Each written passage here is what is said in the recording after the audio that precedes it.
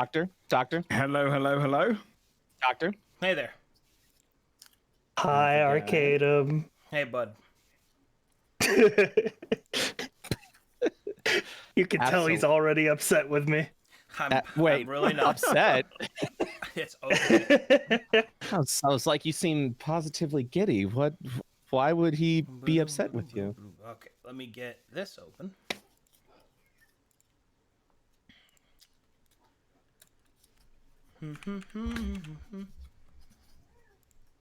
Heads up, I'm going to be eating, but I will not be eating in the microphone.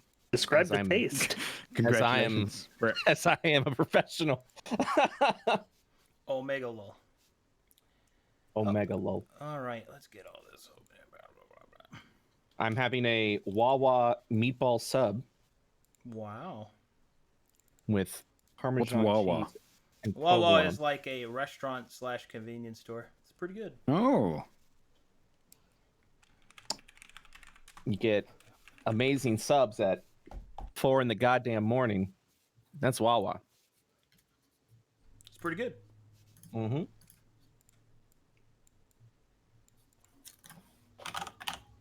Is it short for something, or is it actually called Wawa? It's literally called Wawa. I am here. Hey. hello, hello. Like the Who's, I am here. Joke at. Yes. Hey, hello. Is that a That's Brett? it. Hi, Brett. Yeah, it's a Brett. Hello. You ran a game for me not too long ago. I did. DMs, That was DMing, fun. DMs. Thank you. This is gonna be fun too. An endless chain of DMs DMing for DMs. Yeah, it's like the line, the circle of mailmen. Our battle call is roll initiative. Okay. I'm a DM DMing another DM while DMing another DM while being DM'd by a DM. Blah. Disguised as another DM. DMception. All right. Let's get that out. Hi, Monty. Hi, how are you? I'm doing all right. I'm doing pretty good. Just got out of a session of Frost Rhyme and oh boy, did we end on a freaking cliffhanger. Oh my god. I'm hailing. I'm traveling. My character was raised by stone giants. He's a Goliath who was raised by stone giants, and he went to the area of the Frost Rime to find Goliaths who abandoned him as a baby, and we literally just ended on a cliffhanger where we found a bunch, but there's like a giant blizzard rolling in and it's going to hit them, and so we have to like figure out whether we're going to hide or we're going to go and try and intercept, and it's like oh god. So This is a nice comfy DM table right here. Alrighty, I'm ready. Let's do this. So, All right. hello, I am Arcadum. I'm no one Hello. of any significance, but I'll be running a game for you today. Or soon. Whenever. First thing we should do is discuss schedules. So right now, 7 p.m. on Tuesdays is our first session 0. Is this the day that we actually want to play? Or rather, the day and time. I can. Is this an acceptable time period for the foreseeable future of rough estimate of 10 weeks, as it is a 10-session long campaign? I am okay with this. Yeah, good for me. it should be Yes. okay. Scanning, looking with my eyes. All right. Because by the time this ends, it'd be 8 p.m. and then I could work late, and then Wednesday morning work. Yeah, that'd work. Yeah, it works. Excellent. Calculating. All right, good. So then, in that case, I will hard lock you guys in at the current time, which is Tuesdays at 7 p.m. CST for 2.5 to 3 hours. Perfect. So Yeah. it is written. So shall it be done. Just Oh imagine all of boy. What? I just imagine all of us like at the same time just have a giant ball and chain just snap onto us, and we're like, wait, what? Wait a minute. Now it's official. Fuck. We just signed a Warlock Pact. Alrighty, so here's the skinny of it. I put the synopsis of the story so far. To be clear, you will be taking place in the campaign will be taking place in the prologue of my new continent that I'll be introducing to the game world, called Glaeus. Glaeus is more or less loosely based off of the foundation of feudal China, feudal Japan, those types of Eastern cultures. I've got a lot of the different Eastern cultures thrown in there. It's going to be a hodgepodge of all that good stuff. So that you have full disclosure, I will be providing you some maps. Oh boy, here we go. So, this is the continent of Glaeus as it is so far.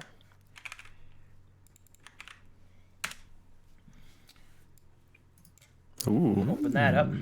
Now, the previous continent that I played on was called Calcatesh, and it's the kind of the main continent in which I told a story for a very long time. This continent is to the east of that continent, if you use that as the central point. It is also 3 times the size of Calcatesh, so it is enormous. It is very big. So, this campaign will be taking place in the westernmost side of this continent. So the thing that looks like a dragon's mouth. Oh yeah, that's. I was going to say. And Immediately. This is known as the Flowing Lands. The Flowing Lands is a place that, as it sounds, has lots of rivers in it, basins for rice paddies, waterfalls, all kinds of cool stuff. You will be a part of the first set of groups that are the prologue phase, which introduces concepts that Glaeus does differently from Calcatesh. The particular concept that... Yes? I'm sorry, I'm very confused. Calcatesh is this continent, and then the other... What was the other thing? Sorry? Negative. This continent is Glaeus. The previous one that I played for many years on was Calcatesh. Many of the people that will be joining us for the first time, or people that have viewed before, will only have the knowledge of Calcatesh. And part of the prologue of this game, which is what you'll be a part of this phase of storytelling, is your adventure will be introducing certain concepts that Glaeus does differently. Your particular one will be introducing the Way of the Warrior, introducing Bushido, samurai, and basically how those things are done. That doesn't mean you have to be one of those. That just means that is what much of the focus is on. Essentially, if any of you have ever seen the movie, read the story, or any of its countless reiterations of the Seven Samurai, that is essentially the space that we're going to be leaning towards. As you can read in the synopsis here, you will be characters that are presumed to be from Calcatesh or Alexandria, although you do not have to be. Specifically, you can be a native to Glaeus if you wish, and I'll have those mechanics for you set up, but you can also be from Calcatesh. Now, here is the World Anvil, which should contain everything that you need to know, character creation-wise, right there. Click under character creation. That should have different specialty classes, the origins of Calcatesh, as well as several other things to get us started. Oh, this is so organized. Let's see here. Let me open this up. So there's only... What's up? Oh, sorry. I'm only seeing like 5 classes. Yeah. I think those are the prestige. No. For the okay. Those are the Verum specific classes. Yeah, under classes, we will be using all 5th edition classes as per normal, with the exception of the Artificer and the Mystic. And I also have my own subclasses that I've made for Calcatesh. For example, the Jester for Bard. There's lots of different things there. And I will also be producing more content specifically for Glaeus. One major notable change that you should keep in mind. If you wish to play a fighter, if you're playing a Glaean fighter, you are a samurai. Because we're turning that around a little bit. That isn't to say that your subclass is samurai. It's that all fighters are samurai in Glaeus.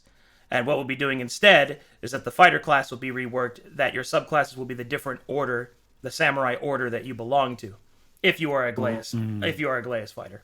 So you're samurai by profession rather than by functional gameplay class? That is correct. Okay. However, your gameplay class will still represent the easternized versions of the warrior. And there's lots of different versions, like Zhu Wu, for example, which allows you to use magic, and like an Eldritch Knight, so stuff like that. Basically, each class will have its own reclassification in the Eastern style, and some mechanics might change to represent that, just to keep things in mind, if you plan on playing a fighter. There's also several other subclasses that I'll be making for Glaeus, like Demon Hunter, which uses charms and is kind of like a Bloodborne-esque character. Ooh. There's just a lot of stuff there. So keep that in mind if you want to expand the mind on what character you actually want to play. But there is also all of the stuff from Calcatesh available from Play. Another big notable difference is that if you look under the World Anvil, under Divinity, I have multiple pantheons of gods that you can choose to follow. The Midgard pantheon still needs to be updated, but all the rest of them are available for use, and this represents the religions from Calcatesh that your character can bring with them as they come here, and they still function as normal.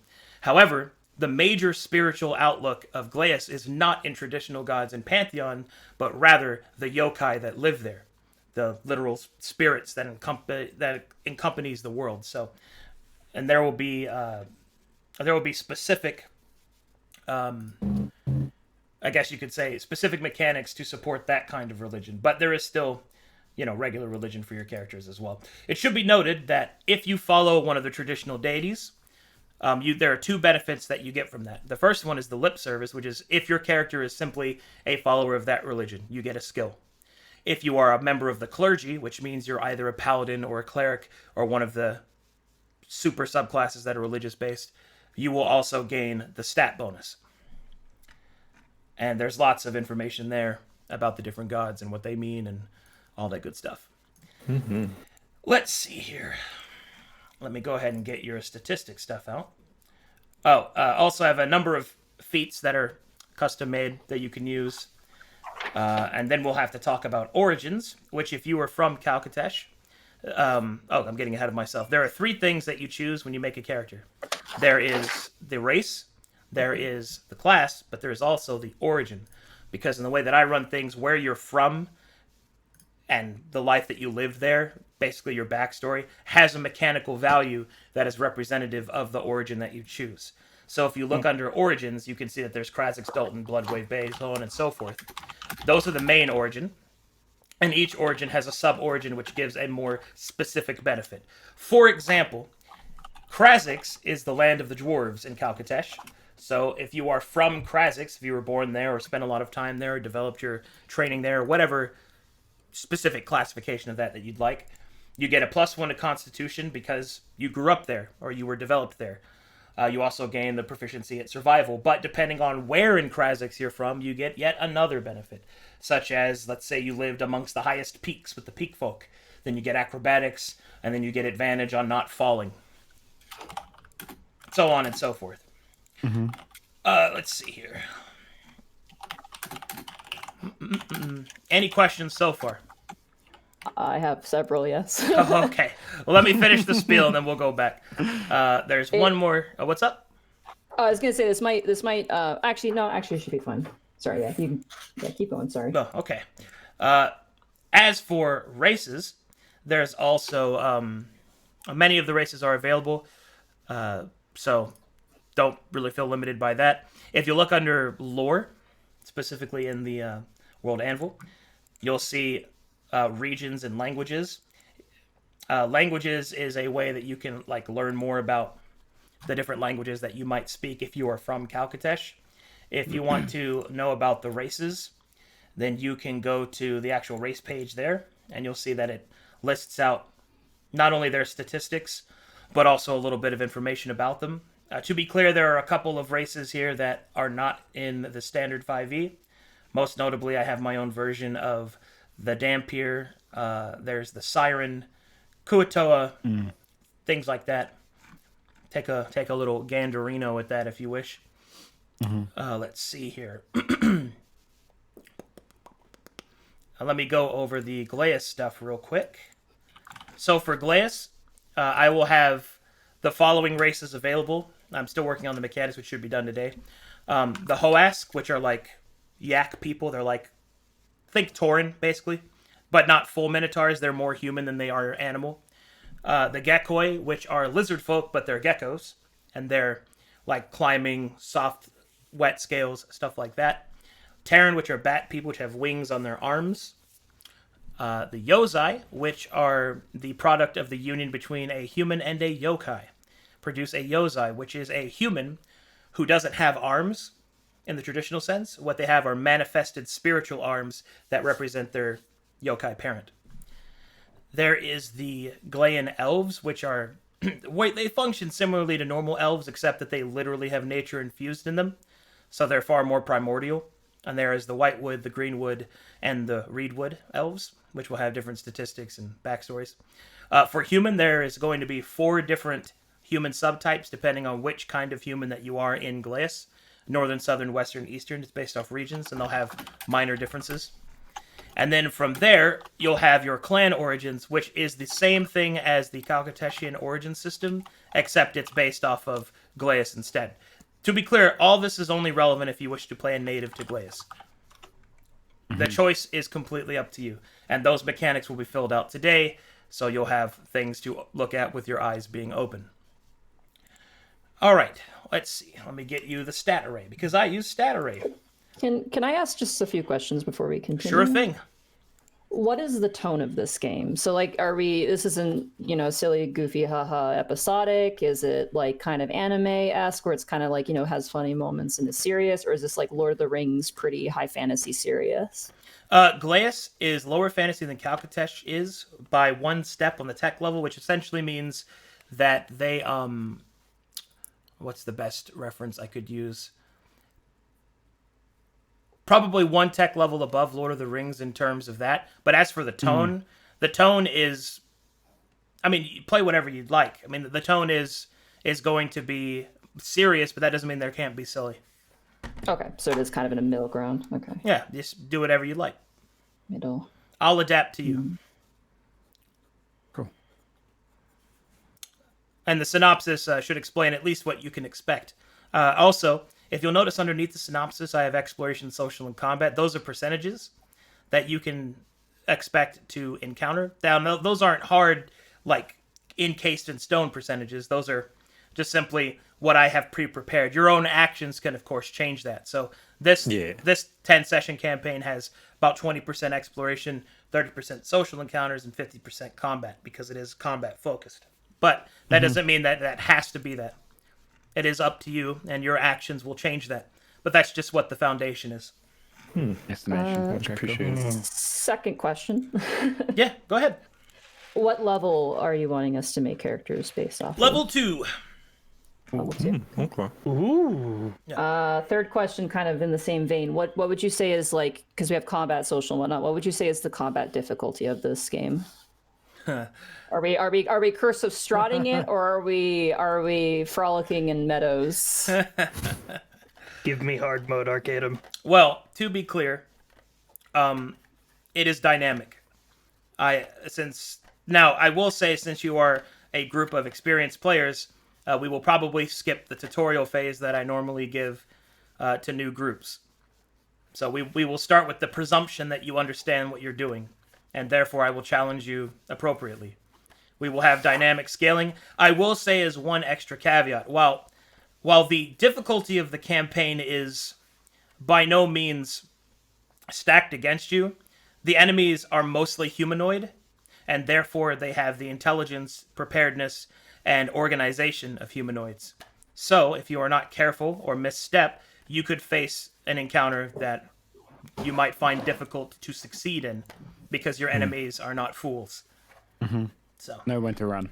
Got it. No, I would like to piggyback off of that question and lead into one that are the enemies trying to kill us? Like that. if you're asking whether or not I'll down, if I'll finish off down players, the answer to that is that depends on the traits that they have, which a trait system is what I use to determine such things.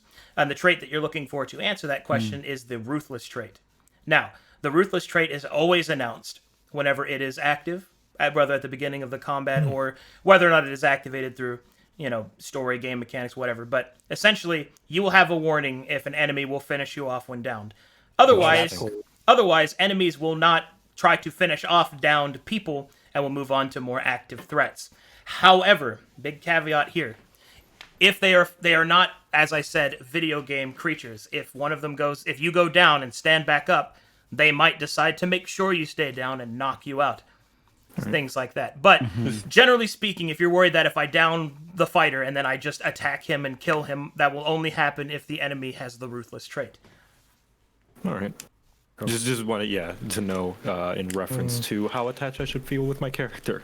I mean, look, I mean, of course, all my characters are disposable, but I'll just be straightforward. I build pretty dynamically around the player's strengths and their experience level. I'm pretty chameleon-esque in that. My specialty as a DM is boss fights. So I appreciate you the idea of letting people know though that an enemy is ruthless. That's neat. and I also use a system called martial checks, which is a skill that is made in Verum, that is a available skill that you can take, which allows you to study an enemy's abilities to learn what it is capable of, and to also guess its tactics and actions. This will be especially important because of the fact that you'll be fighting a lot of human opponents, and therefore they are more adaptable.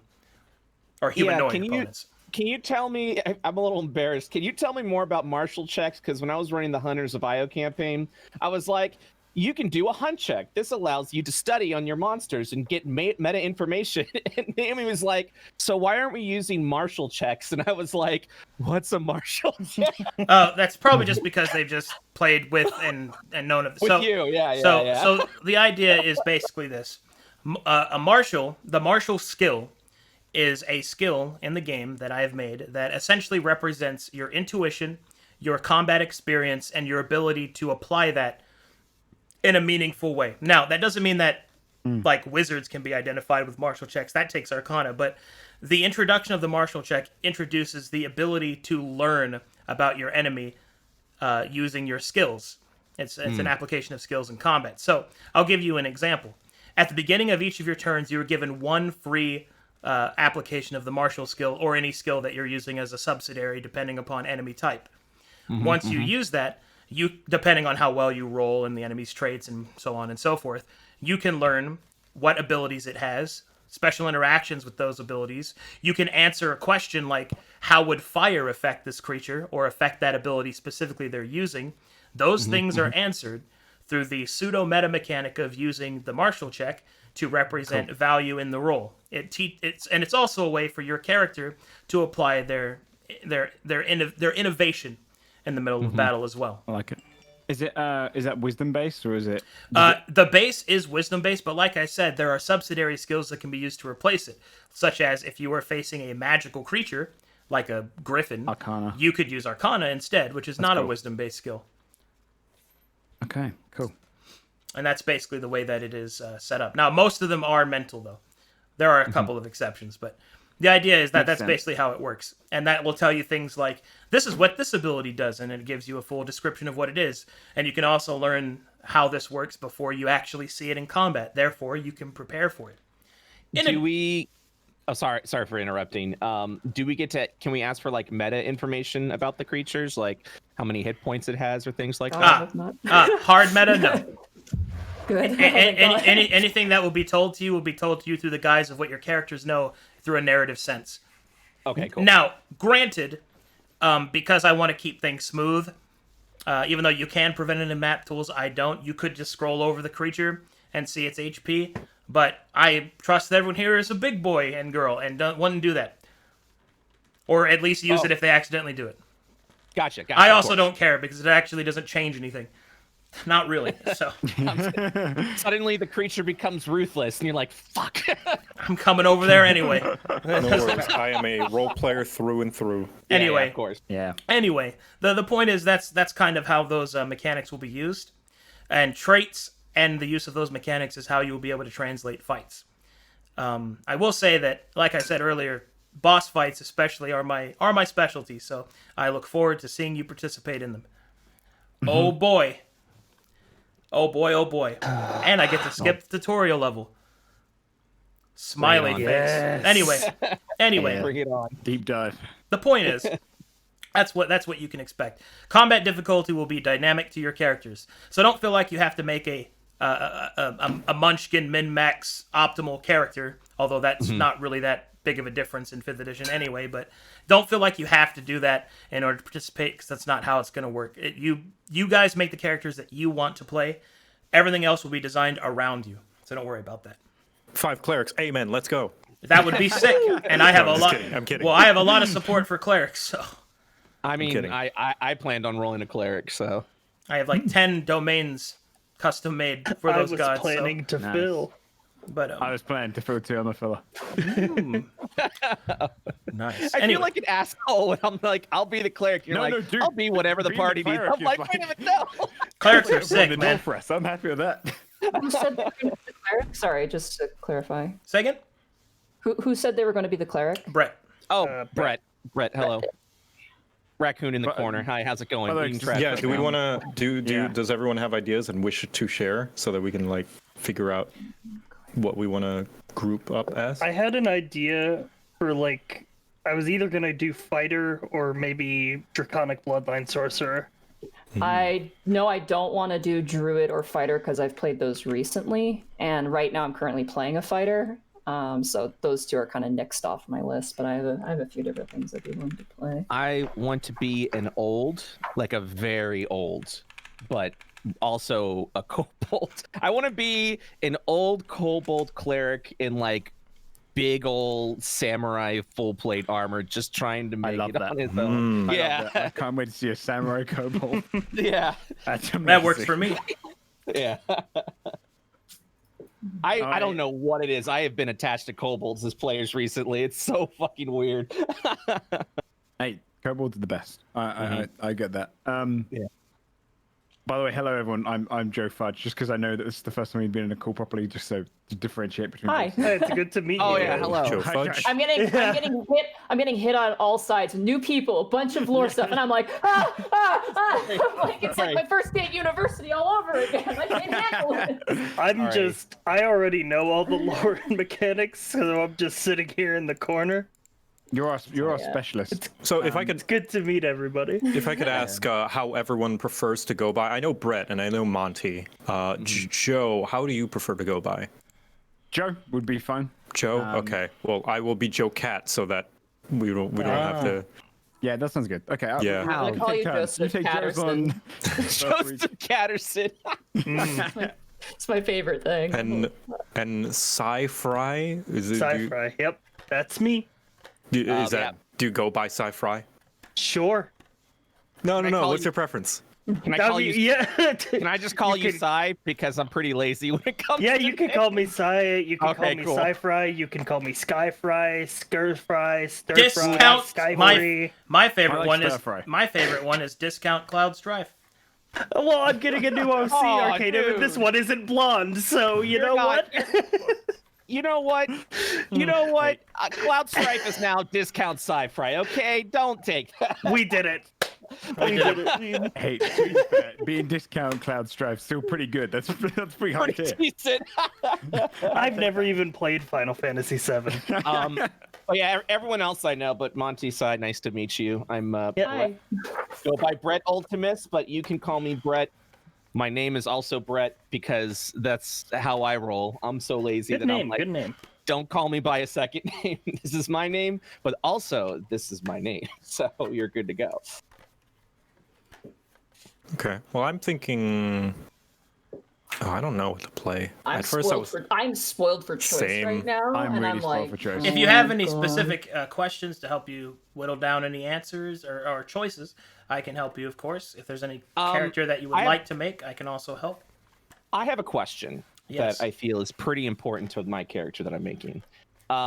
In typical D&D fashion, and I don't know how Verum does this, kobolds are lizard-like, but Yeah. I'm more of a fan of the rat-like kobolds with like a little bit of like the gray, like the fur side of that.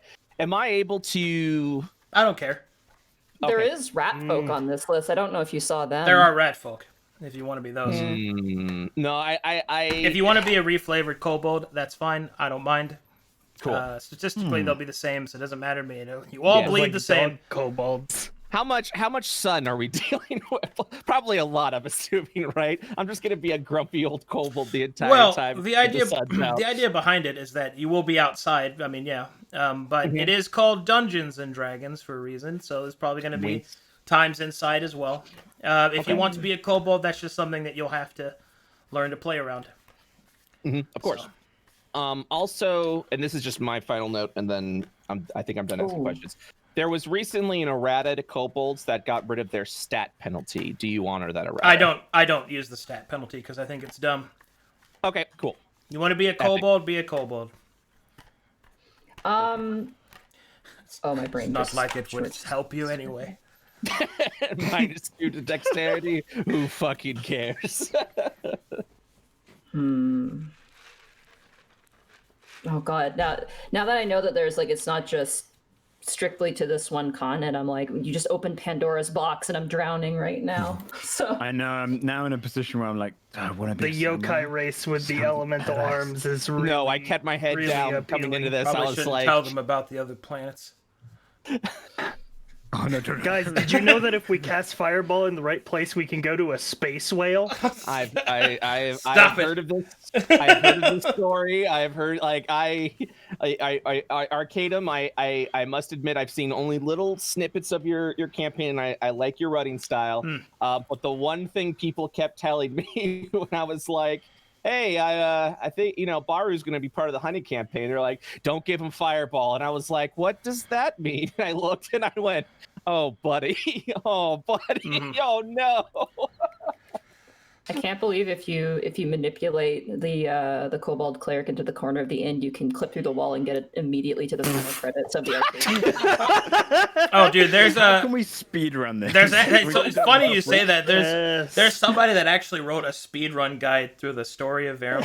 No. Oh, it was really it was, 80%. it was really funny. Like, hug. So see what you want to do is you want to hug the maggot that you find on the Daltonian Road, because if you do that, you activate Zorro, who happens to be one of the. And it was just, Oh no. it's really funny, dude. Fucking Verum That is any fantastic. percent. That is The fucked, maggot man. skip is really important to any speed run. You kind of have to do it. Amazing. It's important to pick up No Clip Fly as well, so that you can T-pose as Huckleberry through the skyscraper. That's fucking funny. I will admit, when I was watching that scene, and you're just like, all right, so you're going to be warped to a different planet now. So here is the multiverse here. You just like pull out this multiverse map, and I'm looking at it like, I'm never going to be that prepared. What the fuck? How do you prepare for the inevitability that a player will explode a certain scroll that opens up a portal to the goddamn multiverse? I'm looking at this. I'm like, God damn it, Arcadum. Well, you see, fucking Brett. making me do work. You see, Brett, while you were talking to girls in school, Okay,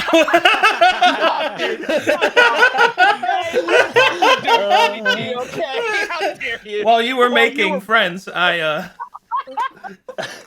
Hold on now. Wait a minute. This is like while you were playing football and getting your varsity jacket. I'm like, how dare you Tis the assume I'm cost. talking to girls? tis the cost of Hanging out there with all the cheerleaders, Brett. tis the Dog. God, Yeah. this we is the know, most right? American conversation I've ever heard in my life. When we're eating the football while Oh, I see. while throwing the cheeseburger around. I believe this is known as a barbecue. I hear that the gates have tails, and sometimes there's food that is on them at the sports ball game. Oh no! It's My not- pet bald eagle tore up my American flag. dude. I feel like this is that comic with the aliens that remark on everything that's happening, but like. I too have noticed that it is your rotational revolution anniversary. Indeed, like, it's fucking funny. God Oh, damn. anthropology is all that. It's great. Like you take these normal things and you put them in that context, and it's really funny. So, I had a couple just lore questions because Yep. I'm a fucking dweeb, if Yep. you wanted to humor me. Yep. So what is the main sort of transit method from Calcatesh to Glaeus? Okay, so to get from Calcatesh to Glaeus, it's by ship, it's traditional sea ship. The journey can only be performed out of 1 week out of the year during the Festival of the Seven, which is when the great Leviathans sleep. During that time, however, the Archmage of Glaeus, Azalon, has conferred with the Archmage of Calcatesh, and they have actually created a gate, which allows specific individuals to be able to travel somewhat frequently between the two. But your characters will be arriving by boat. If you travel, that is From there. from Okay. that continent. But we can be native of that continent, correct? You can be native of Calcatesh and arrive on boat, or you can be native of Glaeus and be a resident of the Flowing Lands. That one. Is it common for people to travel back and forth? Back and forth. Well, considering the journey can only be attempted once a year, people who do that are generally merchants, travelers, people that have benefit from traveling so much. But yes, it is something that happens fairly commonly. I should also mention, for those of you for your character creation methods, regardless of whether or not you are from Calcatesh or a native to Glaeus, there is something you should know. The actual traditional traveling method in Glaeus is not by horse, but rather by kite. Because Oh shit! because in Glaeus, the winds are so strong and reliable and also consistent that they have airways that exist on these wind currents. And people can use kites to pick up on these airways when they are lower to the ground and literally fly. And that's how people travel in Glaeus. Can I start with a kite built into my armor? Everyone is expected to get a kite. It's much like a horse. I'm sorry, I just imagine someone a storm sorcerer, just like a local like transit menace because they can change the wind. Damn it, not Yeah, again. I'm now thinking of all the wind subclasses. That'd be really cool for this. Yep. So there's lots of stuff there. Everyone is expected to have a kite or procure a kite if they're a newcomer, because that is essentially is as important as a horse. And stealing a person's kite or destroying it on purpose, throughout the confines of battle, is basically considered to be an assault on their person because it can strand them. So all that good stuff. I can't wait to fall out of the sky and die. So essentially, to make it clear, traveling in Glaeus is basically traveling like any other place, except instead of riding a horse, you're flying a kite. Somebody stop me from making another bard. Yeah, I know what you mean. Do you understand how hard it is? Whenever I make a character to not make a Goliath, Joseph Catterson, I already have 7,000, and I'm sitting here like, maybe another one, but no, I'm trying to think of something else. I'm The sorry. class I had to pry myself away from was Paladin. Monty, I'm gonna die every time you say Joseph Catterson. Joseph Patterson. Sorry. Every fucking time. I'm like, Joe- oh man, you were serious Joe, about you're- that. Joe, you're okay with that, by the way, Oh right? yeah, I am. Okay. Totally. It's funny. I It's asked like before, but it's I like don't wanna... it's like a confrontational parent. It's like, oh, I just love that. I'm like, man, I'm shorthand because I'm lazy, and you're like, I'm the opposite. We're going full blown names on this one. Look, if their name is Slagathor the All-Consumer, I'm using the full name. Like, Understandable. I should also remark that there are many different styles of kites. There are cultural kite definitions. There is the wingspan kite, the box kite for the heavier characters or the characters wearing heavy armor. There is also what is known as ballast kites, which are generally used for the transportation of goods, which are basically like large balloon type kites that just catch a lot of air but don't have a lot of steering. There's also, in the greater airways further into Glaeus, there are literal buildings like inns that float along the airways that you can land at and like use the services of. Stuff like that. That's fucking rad. oh, okay, there is. Someone said they wanted to go Draconic Sorcerer, or... I was thinking of Draconic Bloodline Sorcerer. And then what was the other one you were thinking of as well? I was also thinking of Fighter. Okay. Are we able to build the character in World Anvil? Like, how do we actually build the character? Okay, so question. how you build a character is you can make a account on World Anvil, and then you can create a hero, and then I can assign that hero to the campaign, and then you can build it using the character builder in that. Gotcha. If you prefer to use another character builder, to be honest, I don't really care, because all of your information is going to be stored in your token on Map Tools, and that will be the thing that I'll be using anyway. So the character sheet is honestly just for the start of the campaign. Gotcha. So you can use whatever you like. Yeah. So if I'm struggling with like not map tools, I'm sorry, with World Anvil, and I just go into like D&D Beyond and just send you like a PDF of my character sheet, that's okay? That's fine, because I can update the token with that. Okay, cool. I'll obviously try to make it in Yeah. World Anvil first.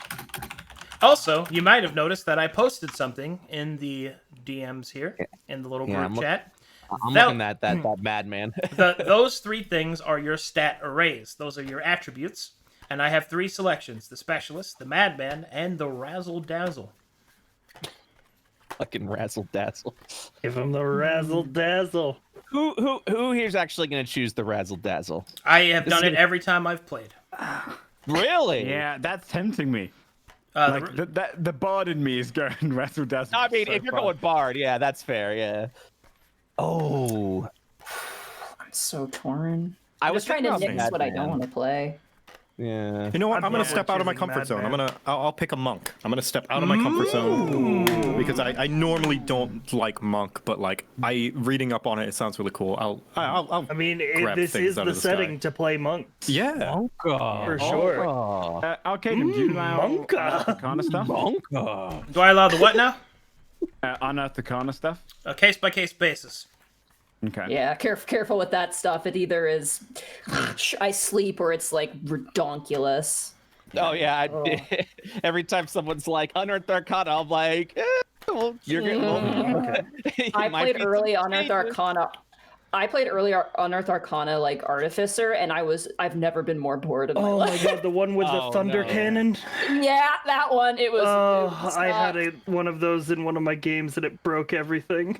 Not only does it break everything, but it's really boring to play. Somehow it's really boring too. But, Yeah. oh gosh. Oh man. So we have a cleric and we have a monk. Spicy.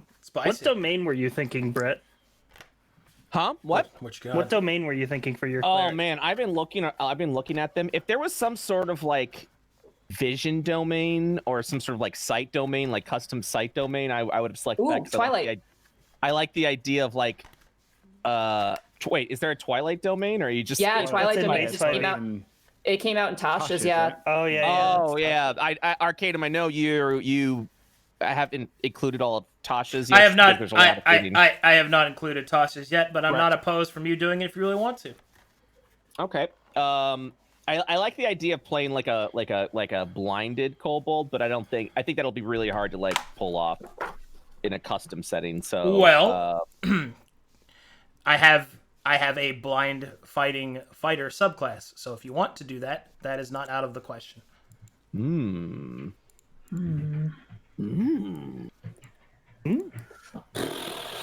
Let's see, we have a cleric and a monk.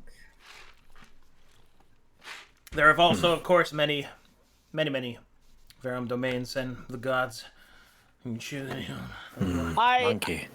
I appreciate it, but I would also feel like a blind kobold can get like meta abusive very quickly. You're like daylight sensitivity, but I'm blind. DM smiles, you know. Well, I So, mean, like, I don't- it'd be the exact same negative, so it's not really. Oh, cool. So it'd be the exact same thing. No. I'll Now, you taking your actual subclass to get around that is fine, because I don't... Look, something you'll learn about me, and this is for everybody.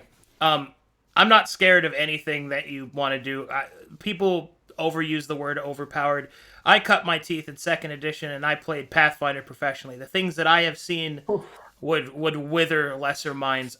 You're not going to do anything like that in 5th edition. It's 5th edition. Respect. just- I respect you so much. Just do whatever you like. It does not bother me at all. Don't worry about it.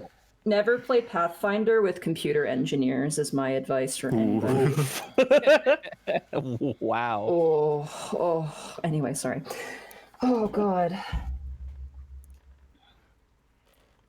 Oh man, a big chubby sumo like sake brewing monk. Oh Oh, no. I like that. I like sounds that. cool. Ooh. No. I'm gonna too many ideas. Now I'm really like, okay, I'm Go glad I with went the monk. 4 elements. And, Yeah. really live up the whole wind travel and everything. If you want to be a Dragon Ball Z character, why not choose Sun Soul? Yeah, Sun Soul. Apparently I just imagine a drunken master monk like on the kite and just spinning like a helicopter. as we're going. I don't know why that. You're just vomiting from the spitting. It's just rain of vomit just going on the land underneath. Jeez. Yeah. Apparently, so I've been told. I could have been told wrong because I don't understand anything about balance in 5th edition. Apparently, Sun Soul is like not great, but who cares? okay. because you can shoot ki blasts. I have a Sun Soul in my game Soul right is now. fine. He's 4 besides elements going is down. worse, honestly. Yeah, 4 elements is kind of Shadow's pretty fun though. Shadow looks pretty fun, but I haven't played it. So Shadow's probably my favorite monk, if I'm completely honest. The last time I played Monk, I did Kensei, which is Monk Yeah, I have a with Kensei. sword. Monk with sword, I'm yeah. gonna play Way of Mercy. That one's really cool as well. God, there's a Isn't there lot one? of. I think there's a new one that's like a healing monk. Like you literally Yeah. do like acupuncture. Yeah, I think that's it. and I'm That's like, Mercy, yeah. Oh, that's Mercy. Mercy. Okay, yeah. Yeah. That one's really cool. There's also the Astral Self from Tasha's, which gives you a JoJo stand. I should Yeah, probably also mention that one of my many mechanical reworks that I'll be doing is there will be a ninja subclass. The subclass there will be 2 variants. One will belong to the rogue, and the other will belong to the monk. The rogue one will be more focused on the tactical combat application of the ninja, which will be called the shinobi, and the monk variant will be the more caster ninjutsu using version, which is the Ginkai. Oh no! Don't tell me that. Oh, shit. You could be Naruto. And I there it literally, is. I was clicking through tabs and I hit your stream and I just saw Naruto poggers fly past and it made me after. I was like, yep. But yes, Frame 1. those will be the 2 things I will also be working on. So, Okay. if you wish I to have be a played native. Warlock. I don't have fun with Warlock. I'm just gonna X that one out. Ah, you don't like Warlock? I played it once, and it's just not my class. I'm not saying it's a bad class. I personally do not enjoy. No, playing yeah, it. and yeah, I got you. You just don't like the like you basically have to build your own class essentially. In a way, which is appealing, but to me, it's just the 2 spell slots drive me nuts. and, Oh like, yeah, that's the one part of it that drives me nuts. fair enough. It is in my experience that Warlock requires a lot of DM support to make very good. It is, yeah. Yep. Oh God, I'm What's somewhat.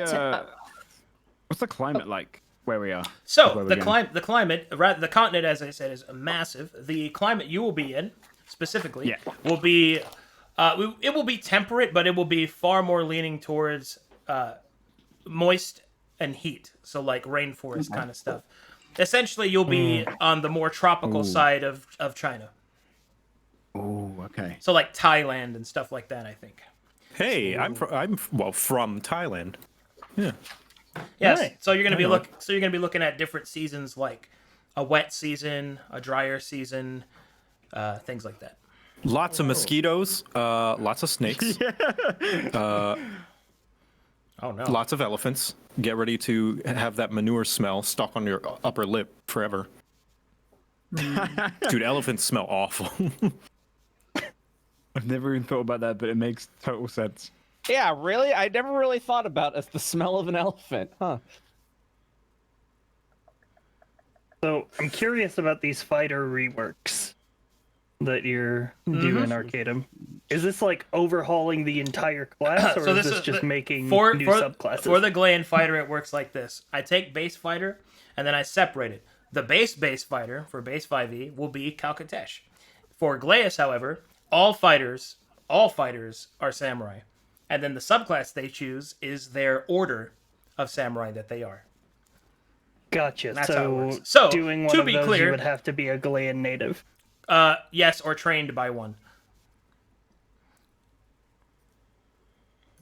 Is there a place where I can see these ninja subclasses? I have not made them yet. All right, cool. They will be made when we are done, because that is what I'm going to work on next. I can give you an idea of what they will be capable of doing. The Shinobi, which is the rogue off one, will be far more focused on the martial prowess of the ninja, such as probably the more stylized, anime-ized version of it, which is they're fighting very skillfully, quickly, using deception, shadow, Throwing kunai. throwing kunai, that kind of stuff. They're more martially focused, whereas the ninja of the monk side is more focused on the mysticism of the ninja, only fighting when they absolutely have to. And the big thing is using their key points to perform ninjutsu, like creating copies of themselves, or turning invisible, or leaping to great heights, stuff like that. I do like that. Oh man, but there's already so many cool monk subclass. Oh, I'm gonna have to see that first and like As measure I it up to the suspected, other ones. it's fine. I'll be making it. Don't worry. And I suppose I'll go over all the ones that I'll be working on, just in case any of them tickle your fancy. There's the rework of all the fighters. There's the ninja subclasses. There is the Omiyoji wizard subclass, which is a wizard that uses the Shinto charms, the paper charms, to cast spells, Ah, stuff like that. Oh, There is the Demon Hunter, which is a ranger subtype, which is essentially a demon slayer who purifies demons by fighting them and then using the charm and then using their yokai companion to cleanse them with a ritual. Much like Uncle from Jackie Chan Adventures. Hell yeah, Uncle. one more thing. Umogwega 5e Sao. There is the Shrine Maiden, which is pretty self-explanatory, and that is a cleric subtype. And then I am also considering a Kabuki/Geisha Bard that I want to make. that's cool. Wait, Bard? Excuse me. Sorry. Say that again. Kabuki/Geisha Bard. Oh no, you shouldn't have said that. Just when Monk had him.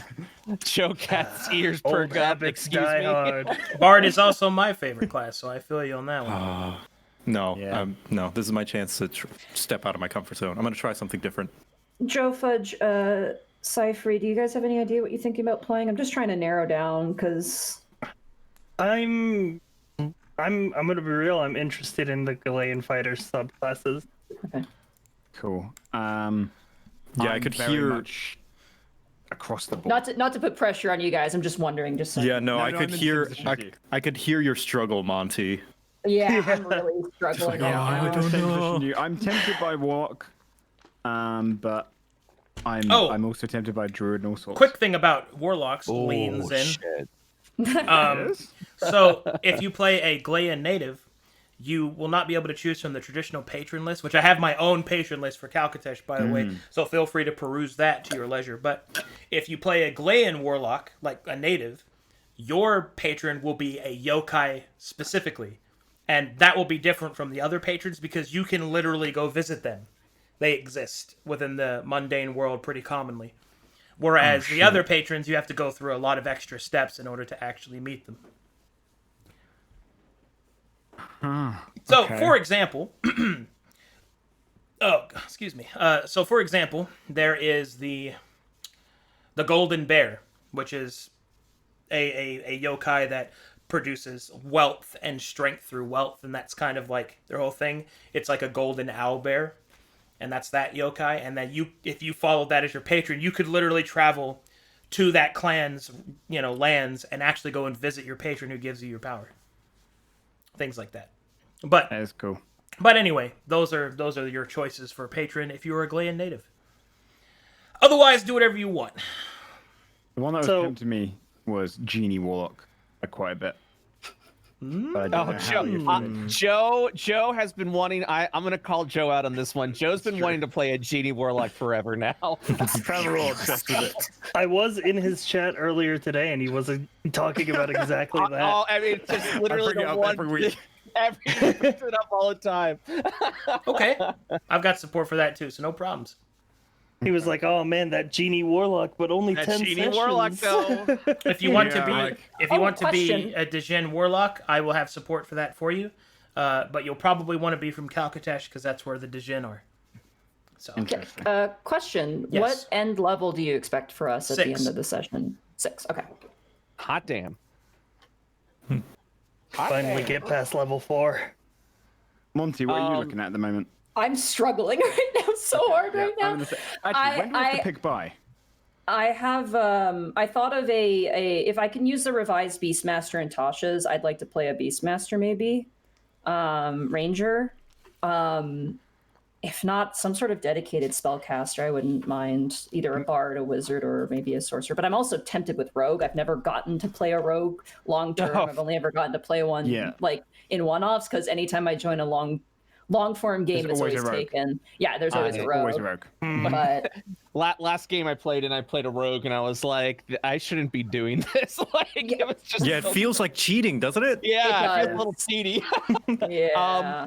Monty, by the way, thank you for showing me the Twilight domain because holy shit, a Twilight Domain kobold which is all about the moon and shit, I would be totally. Tasha's is fire. That was what a good book release Tasha's Yeah. was. That's my favorite one recently, for sure. Yeah. Arcadum, do you want me to send you the stuff that Twilight to see if I can get your approval for it? Sure, or... I'll read over it. No problem. Yeah. I like it because I really like Twilight because it also like is really teamwork based. Any class, it's like, you know, you can help, you know, your team and your friends. I love it. The darkness Anything's mechanic like is so cool. anything that's like you go off on your own. I'm like, boo, that mechanic. That is probably one of my favorite Twitch chat messages I have seen in a long time. Be rogue, do crime. Nice one. Yeah, there you go. My Nice one. Canadian sensibilities remove me from doing things that are illegal. If I take 2 samples at the grocery store, I cry when I get home. Joe Cat. Oh, sorry. I keep interrupting people. I'm so sorry. It's okay. Just a really, really quick one. When are we looking to begin this? How long until you want us to choose our characters? Oakley dokley, neighborinos. Let's talk about start date. So, She unlocked the start date. Sorry. as Unlocked a new conversation. I mean, I'm just vibing. Yeah, I'll let you guys do your thing. I have 2 days left in my break. Winky face, don't tell anyone. But after that, I will be keen to start during that time. The first Glaeus game that I have fully scheduled is on the 10th of April. We could do that earlier if you'd like, or we can do it after them. It's really up to you. And to be clear, our start times are Tuesday, so the next Tuesday would be the 6th. Like just jumping in immediately. Well, I am good. yes. Yeah, I'd be okay with that. Yes. Dude, I'm down to jump in the pit. Dude. Yes. That's what I want to do. I've been waiting 3 years for this. Sci-Fi has been a good little boy and paid his dues. I have not been a good little boy. I have bugged you constantly. That's true. and it worked. Yeah, I was saying, and now you. And it paid off, baby! yeah. Woo! 6 seasons in a movie! What a terrible message to give. Anyway, so on the 6th of 6th of April, you guys want to start? Sure, yeah. All right. Yeah, In that case, I have homework for you. This is what I need from you. Oh no. I need you to God. decide your characters and to have your character art made, which you can either get commissioned by whoever you want. I have a plethora of artists to choose, or draw one yourself, or if you have the capabilities. But I require that by the 4th. Okay. I already got one of my boys lined up. So yeah, that's the only like obstacle I would see is just the whole getting an artist and being like, you have 1 week, Oh, I have go, them. you know. Oh really? Yes. Believe me, Yeah. there are people The that Verum exist artists work very fast. that I believe you. I believe there is one. She is a legend. Her name is Magic Fire, and she drew 4 masterpieces in the middle of a single session once, and it was magnificent. Okay. So make no mistake, they can have it done by the 4th. So Okay. Yeah. Shout out I'm down- Magic. I'm down for Shout a out lift. L. Demi's Shout also out one. L. Sanji. Yeah, all of them.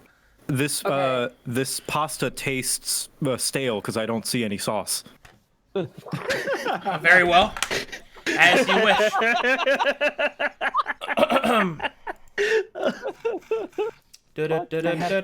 I have 3 characters. I'm like. Chat, do me a dancing favor around and with. post some magic art and stream fan art showcase for me. Okay. Here's a little aside topic. Since we were sort of, I feel like, stuck on the topic of class, what are you guys thinking for races? Oh shit. Oh, I don't. Oh, jeez. Here we go. Oh, I have no idea. I love how Brett came in here. Is like old kobold cleric done, and we're like, Well, no, This man came prepared. I immediately came in being like, I know what I want to play. I just need to make sure that I can mold it to the world. And I'm like, yeah, I can do that. I'm like, we cool the kobold, the samurai. Like, Ursula's like a heavy-plated kobold, and then you were like, this takes place in an eastern land. I'm like, a samurai heavy armor-plated kobold. A wise old samurai. Yeah, I was Thank you, like, chat. I'm That in. will be sufficient. Arcadum question. Yes. Would you allow for the revised Tasha's Beastmaster? Send me a link and I'll take a look at it. I don't know how. I have books, physical books, so I can find it. I can find it on site. I'm old school. So It's on D&D Beyond if you've got D&D What a Beyond. hipster. I think. Shut up! Here- My power goes out because I live in a wasteland. Here are the examples of magic, Whoa. and they can do this in like 30 minutes. It's pretty They crazy. do it all on one layer too, Huh. which is crazy. Huh. Are they mad? Like what? Third eye. Yeah. So this is the kind of like level of the artist that we have in there. And Oh, then, that one is so good. and then there's my boy Burgeonar, who also draws very quickly, but he does animations so fast it makes me believe he's not more than one person.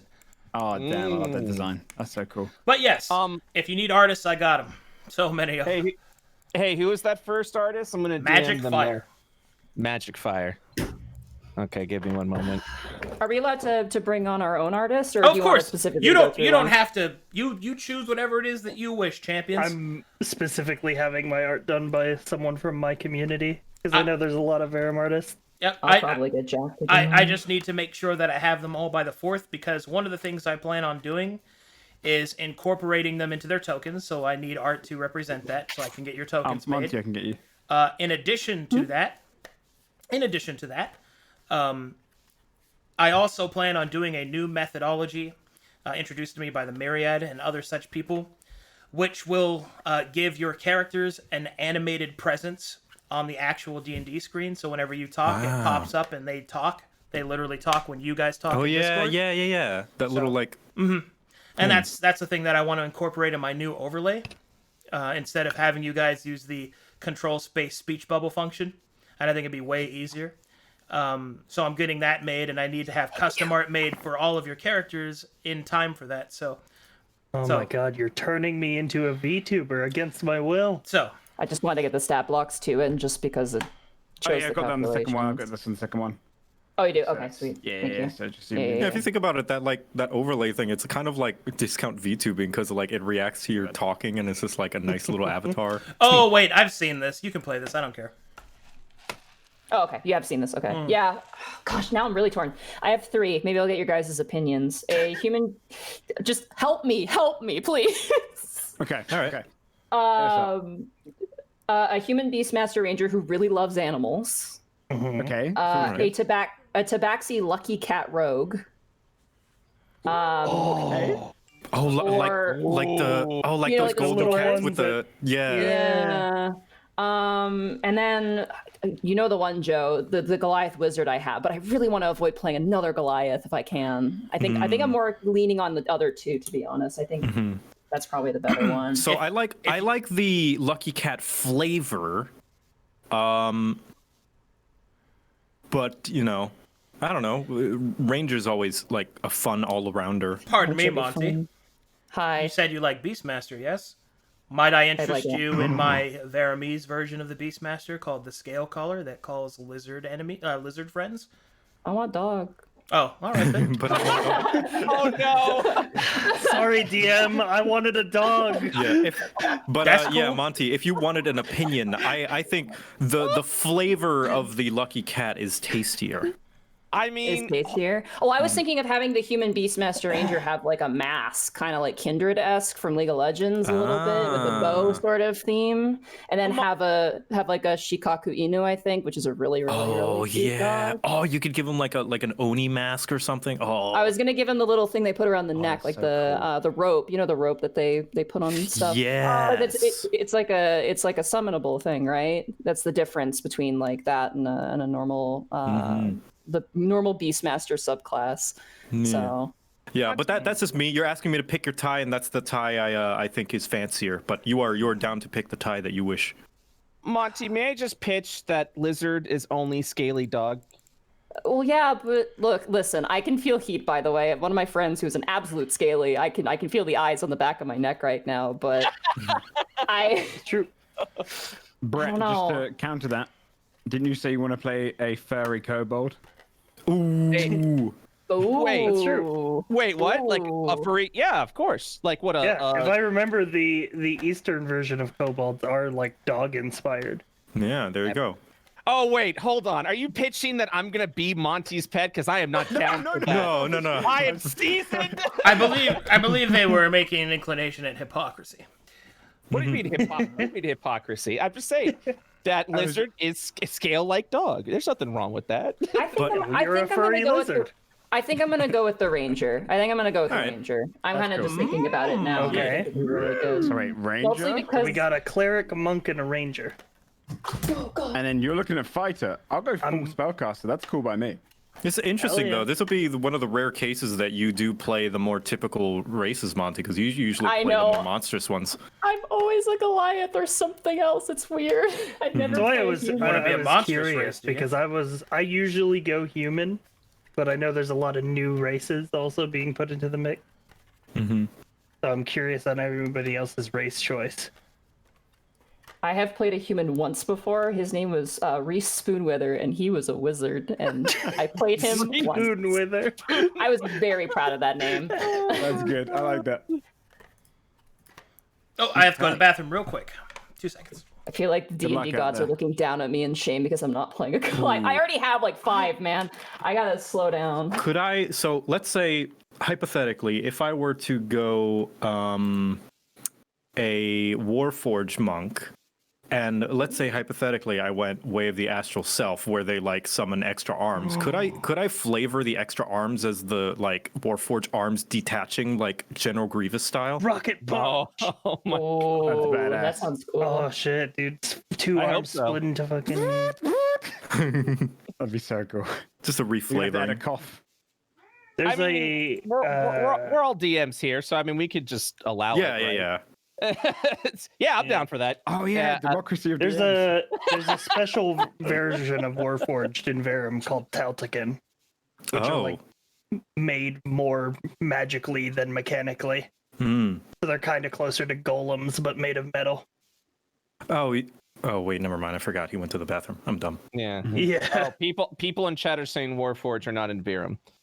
Yeah, I don't see okay. them all. There's a Verum Well- version of Warforged. Ooh. That's what Taltican are. Let me. Okay, I'll take a look then. I'm just imagining like an Eastern-inspired Warforged now. Like, Yo, Just from- super cool designs. this I'm having. Go Oh, on, sorry, sorry. go ahead. No. I was gonna say I'm having like I'm looking down into space and I'm thinking I'm of back. like the pre-released Unearthed Arcana Warforged, like the 3 sub races Oh. that they did for that, and like Ugh. oh. If you Arcanum. if you wanted to play a Warforged, I have my own version of it that's appropriate to the lore. Yeah, tell us about the Taltican. So the Taltican are basically the warlords, the Warforged that exist in the world, built by the mages of Kalkatesh in order to enforce their magical laws. They are more advanced than a typical Warforged of being a great automaton of iron. They are more akin to a clockwork, higher variant of metal kind of creature. They're more akin to. I would dare say that the difference between them is, instead of an iron golem, think Zero Suit Samus, kind of, sort of slimmed down, more humanesque, but just as mechanical. And they have synthetic souls, which is pretty cool. And if you wanted to play one of those, I could make those stats available to you. The question I wanted to ask was like Way of the Astral Self has like these energy things come out of them, essentially like summoning these power things. Would I be able to reflavor those as like the or rather the Taltican? Is that how you say it? You mean the Tasha's Warforged thing? Yeah. Would I be able to reflavor it as like the mechanical arms splitting into like, General Grievous style, like additional arms for these? I'd have to read the thing, Things. but I don't care. All right, cool. Yeah. The Astral Self is basically you punch with spectral arms instead of your normal arm. Yeah. Like an Asura? Yeah, kind of like that. Yeah, a little bit. But then eventually, as you level, you get more parts of your astral body. Oh, is that one that gives you a stand? yeah.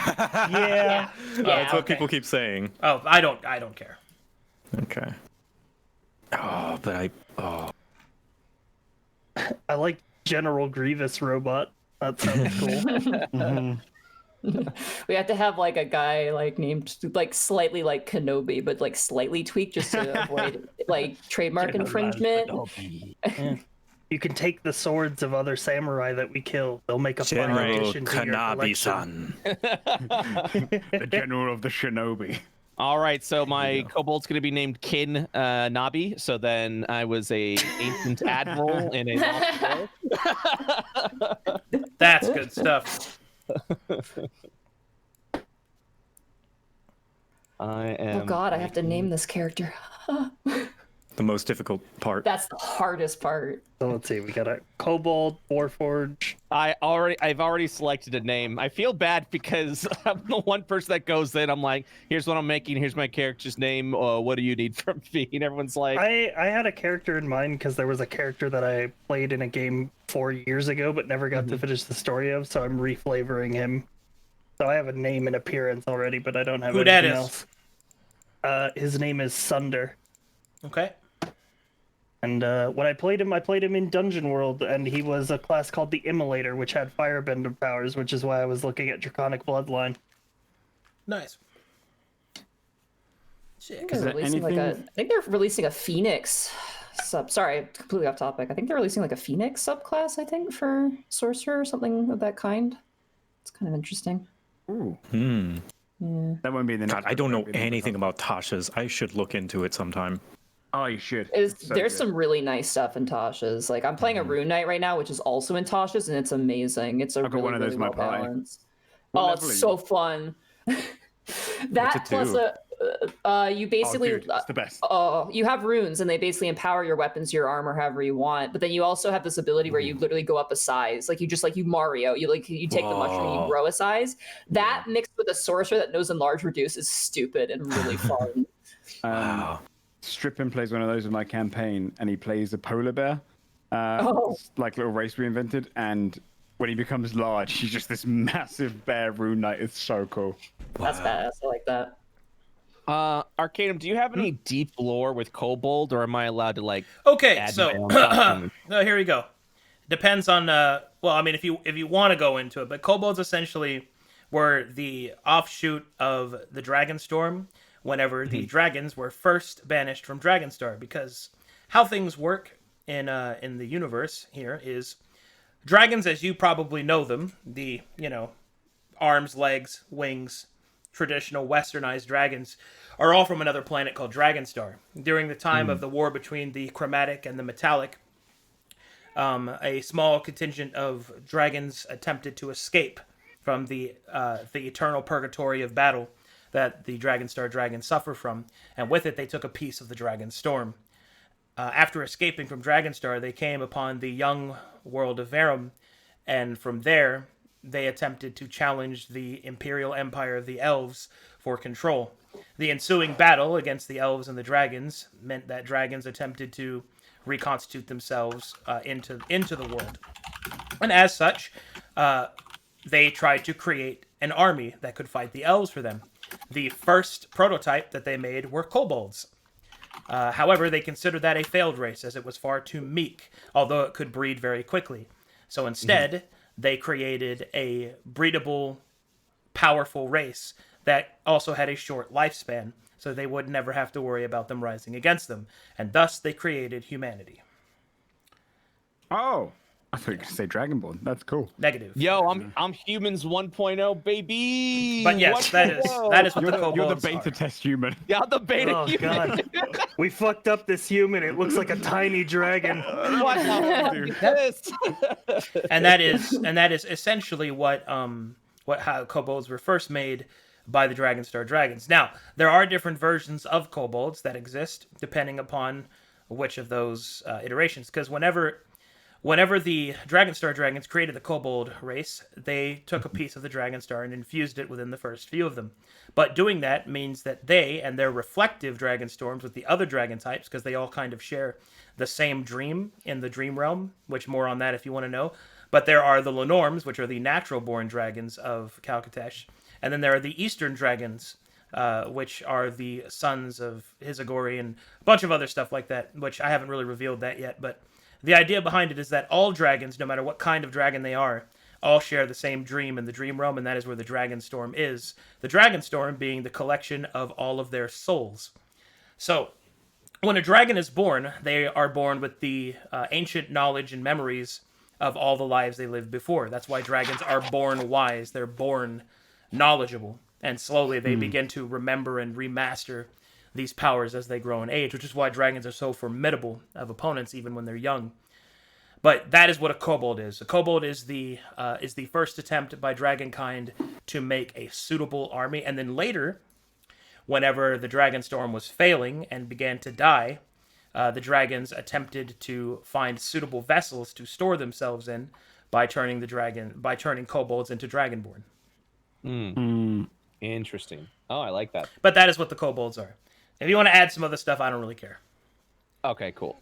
When is when was the creation of humanity compared to where we start off? Is it like thousands of years Oh, ago? it was ancient Millions? history for humanity. Okay. Yeah, for humans, it's ancient history because the god Cassius, who's the god of freedom and also the patron god of humans, he became a god because he was the first human to organize and rebel against their draconic masters. Got it. So, That's cool. Buddha Bam, and that was very early. That's like second era, I believe. If I recall correctly. But I'd have to look at my timeline because I've been doing nothing but studying and preparing Glaeus, so my brain is somewhere else right now. Every god that in makes the blue pantheon on the world anvil is the patron god of one of the species. Okay, that's cool. Um, What about changelings? Is there any specific law with them? Oh yes. Let me tell you about changelings. Cracks Please knuckles. do. So, changelings. unlock changelings. So changelings were first created by the Hag Covens, these witches that sought the power of the Witch Queen from Baba Yaga, which is another planet in the universe, and which is the source of all witchcraft. It's where all of the hex energy, all of the patrons are from Baba Yaga. And in my game world, warlocks are witches. They're the same thing. They're just that they're gender swappable. They're the same thing. A witch is a warlock, and a warlock is a witch. Anyway, so the idea behind it is that the hags coveted the power of the Witch Queen and wanted to steal it for themselves on a new world in Calcatesh. So when they came to Verum and they landed in Calcatesh, they slowly began to seep the energy from the Witch Queen. But in order to basically make more of themselves, they needed to breed. But they needed a way to do that and not be discovered. So Got it. so the hags first created changelings in order to incorporate that. But the first changeling that was made was male, and his name was Toman. And Toman immediately rebelled against the hags when he saw what their whole purpose was, and he was able to use his natural born gifts to create a schism into the mirror realm, which is the realm in between realms. When you look at a mirror and you see yourself in this world, you're not actually seeing your reflection. Rather, you're seeing yourself in the mirror realm. But it is also your reflection. Both those things are true. And the thing about it is that when Toman escaped, the hags were able to use the prototype of his creation to make the changeling race. And they trapped him in the mirror realm so that he could never tell his sisters what their purpose was. So every time a changeling is created, it's always created from the union between a man and a hag. And the changeling is always female. But a changeling can also change into any gender or race, so it doesn't really matter. But that's what their base is. And the thing about it is, the changelings, their main purpose when they're created, and they don't know about this, many of them, they live their lives as normal. You know, they love, they lost, and all of that. But what they're doing is they're slowly collecting the energy of the people that they meet. And then eventually, normally sometime after puberty, they feel the power of the calling, which all changelings are called back to their hag mothers, and which they are ritualistically sacrificed for witch power. Oh, That's what the changelings are. They're essentially an organic net that the hags use to collect the energy so that they can convert it into witchcraft. that's cool. And all changelings try to resist the call and hate their hag mothers once they know the truth. Now, recently, through the events of of the end game, Toman was found and released from his mirrored prison. So now Toman is slowly traveling the world with his changeling sisters and trying to find those that don't know that he exists and try to get them incorporated back to save them from this fate. And also to Wow. fight against the Hag Mother. So there's a civil war between the changelings right now. Or those that are loyal to their Hag Mothers and those that are loyal to their brother Toman. Because all changelings have a brother named Toman. Because he was the first. Interesting. Spicy. And he doesn't want them to be sacrificed, right? Correct. So he's kind of trying to protect that. Cool. And he's also their god. Like, he's the god of changelings. He has not been updated in the World Anvil yet, though. Because he was only recently made.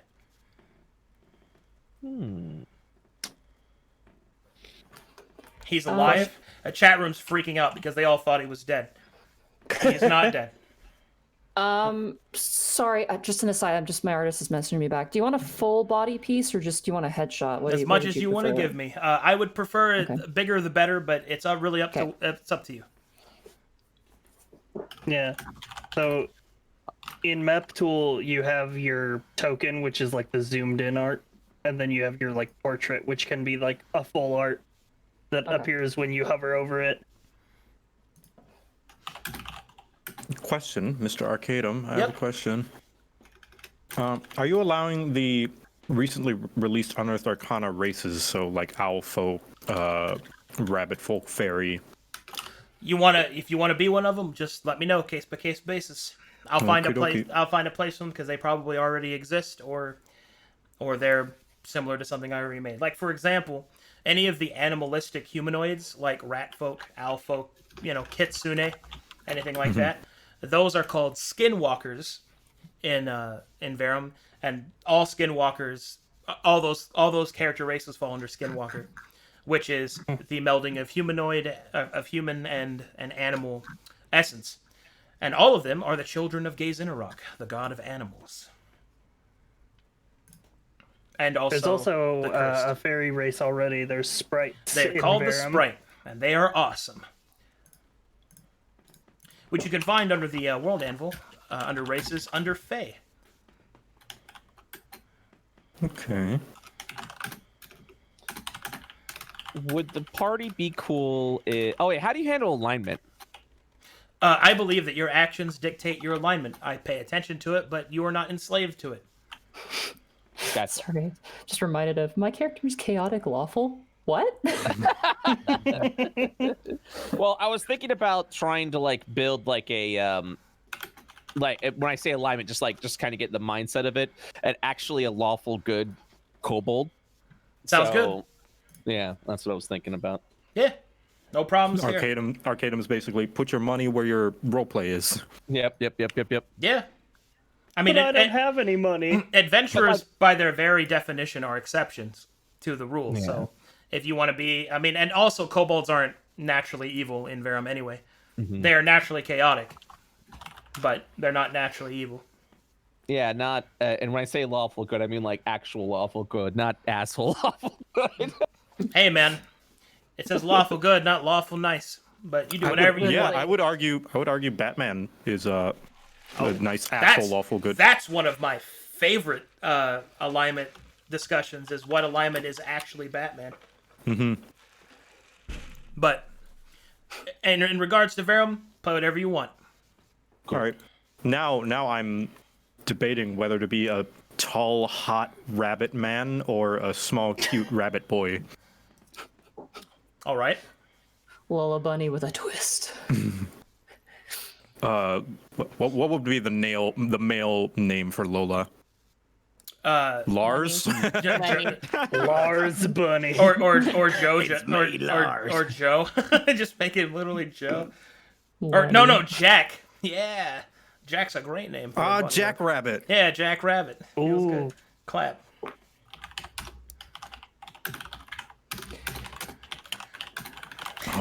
All right. Fine, chat. I'll show them. They're gonna lose it. So there's a very kind of like a famous bunny in the stream games right now. Oh no. Let me go. Okay. Let me go get him real quick. I think Summer sent me it. Of course, Summer did. I love Stompy. So there is a so Summer's character Saren had a familiar named Stompy, which is a little bunny rabbit, who was the incarnation of like her repressed desires, and he would walk up to people and ask for them to step on him. Oh yeah, That was like his whole thing. Step on me. That was his whole thing. However, people grew to love Stompy so much that when I announced Glaeus, Bergenar drew this. Here, and I'll show it to you guys. I'm waiting for it.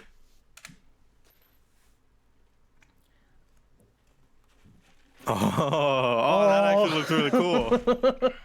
Oh, yo. I am the I love stomp the way that the is ears come through. That's great. approaching. Provoking. He is the stomp that is approaching. But Kind yes, of reminds me. go ahead. I was gonna say it kind of reminds me of that really bad anime that they told the dubbers to do whatever they want. So it's like, Oh, you mean Those Ghost are Stories? stories. yeah, his Yeah. reprimands touch me. His insistence touch me harder. Touch me harder. oh, I love that. But yes, that is. I just wanted to show that because you wanted to be a rabbit guy. Oh man, I don't know. Small cute rabbit or hot buff rabbit. I don't know. Just a fucking shirtless buff rabbit with just like a little bit of ears, but the So- giant pecs. Rabbit I have a season. question about the Ghanaian samurai clans. What about him?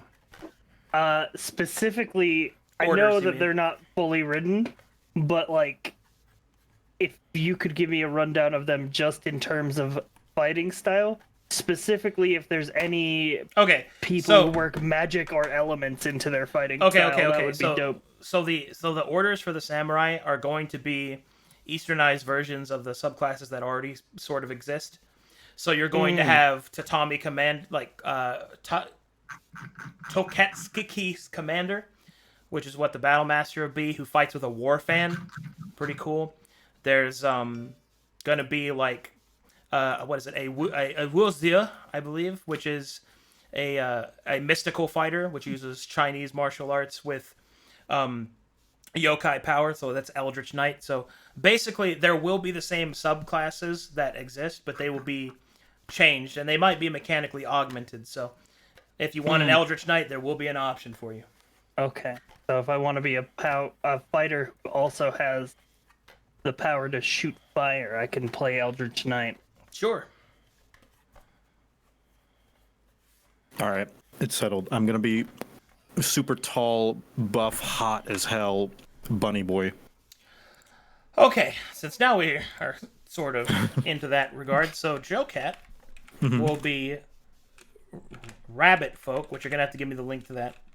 Here we go. Rabbit Folk class is Monk. Monk. Well, I mean, I guess we don't have to worry about subclass right now. Yeah. You won't, and you get that at level 3, so many of you won't even have your subclass yet anyway. Looks at the cleric, Cleric will have it in the start, because they're front. narrows eyes. Hello. All right, let's see here. And Brett, you are being a cleric of Cold Twilight. cleric. Are you choosing a Verum god? Man, how? So do clerics have to choose a god, or can they? No, get you can their... you can do an ideal. I don't really mind. Okay, cool. Yeah, because I definitely, as a wanderer, I would imagine it's just I worship more the. What is Verum's moon like? How does the moon? Is there moon lore? Yes, the moon. I figured there was. The moon Yeah. is the negative energy plane. Is the plane of shadow, known as the Shadowfell, is what the moon is, fuck. and the sun is the Feywild. I have many things based off that. There is the Empress of the Shadowfell. There's the patrons that serve her directly. I There actually didn't know that. There is also plenty of gods that can support that.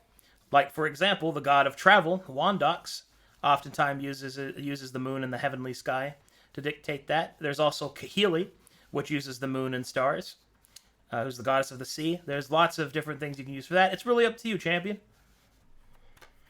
Ooh, I kind of feel like I need to do a deep dive because as a cleric of the Twilight, I totally imagine this gaining this kobold gaining their power from the moon themselves, where like just to survive through the day.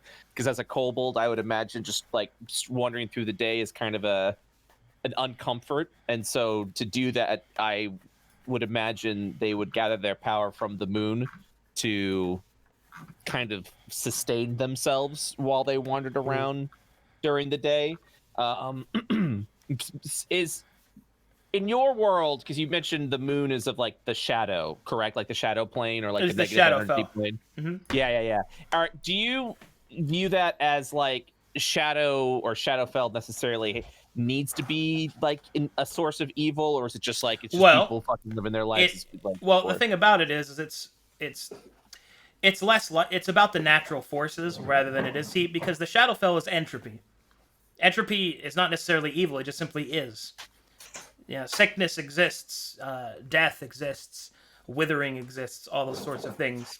Now, many of the creatures in the Shadowfell are evil because they are dealing with negative energy, but they are not required to be, nor is the use of their power seen directly as that. Indeed, there are many instances in which that is not the case. But they do lean evil, but that doesn't mean you have to be evil or be viewed as someone who uses that. And inversely, the Feywild deals with the powers of life and heat and things like that, and is also the sun, but that doesn't mean that they're necessarily good. In fact, much of the Feywild is actually more chaotic. To be clear, the Feywild and the Shadowfell are not focused on the moralities of good and evil. They are far more governed by law and chaos. Chaos is the Feywild, and law is the Shadowfell. So, as a cleric of the Twilight, like I don't want to get in the nitty gritty. I'm just trying to get a visual. If I were to, channel my divine spells essentially from the moon, because as a Twilight, I would imagine I gained my power from the moon, and that's kind of like where I like harness it so that I can go through the day.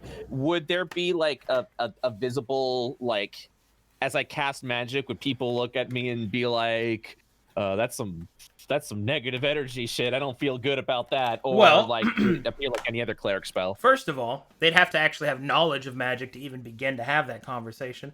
Otherwise, they're just slack-jawed yokels that saw you shoot laser beams out of your ass. It doesn't really matter whether or not it's good or evil, because that was not natural to them. So the morality of it isn't even in question to them. Now, they might react like, oh my god, you can shoot lightning. They might think that you're dangerous. I think you're too hung up on the morality and whether or not people will see your power as evil.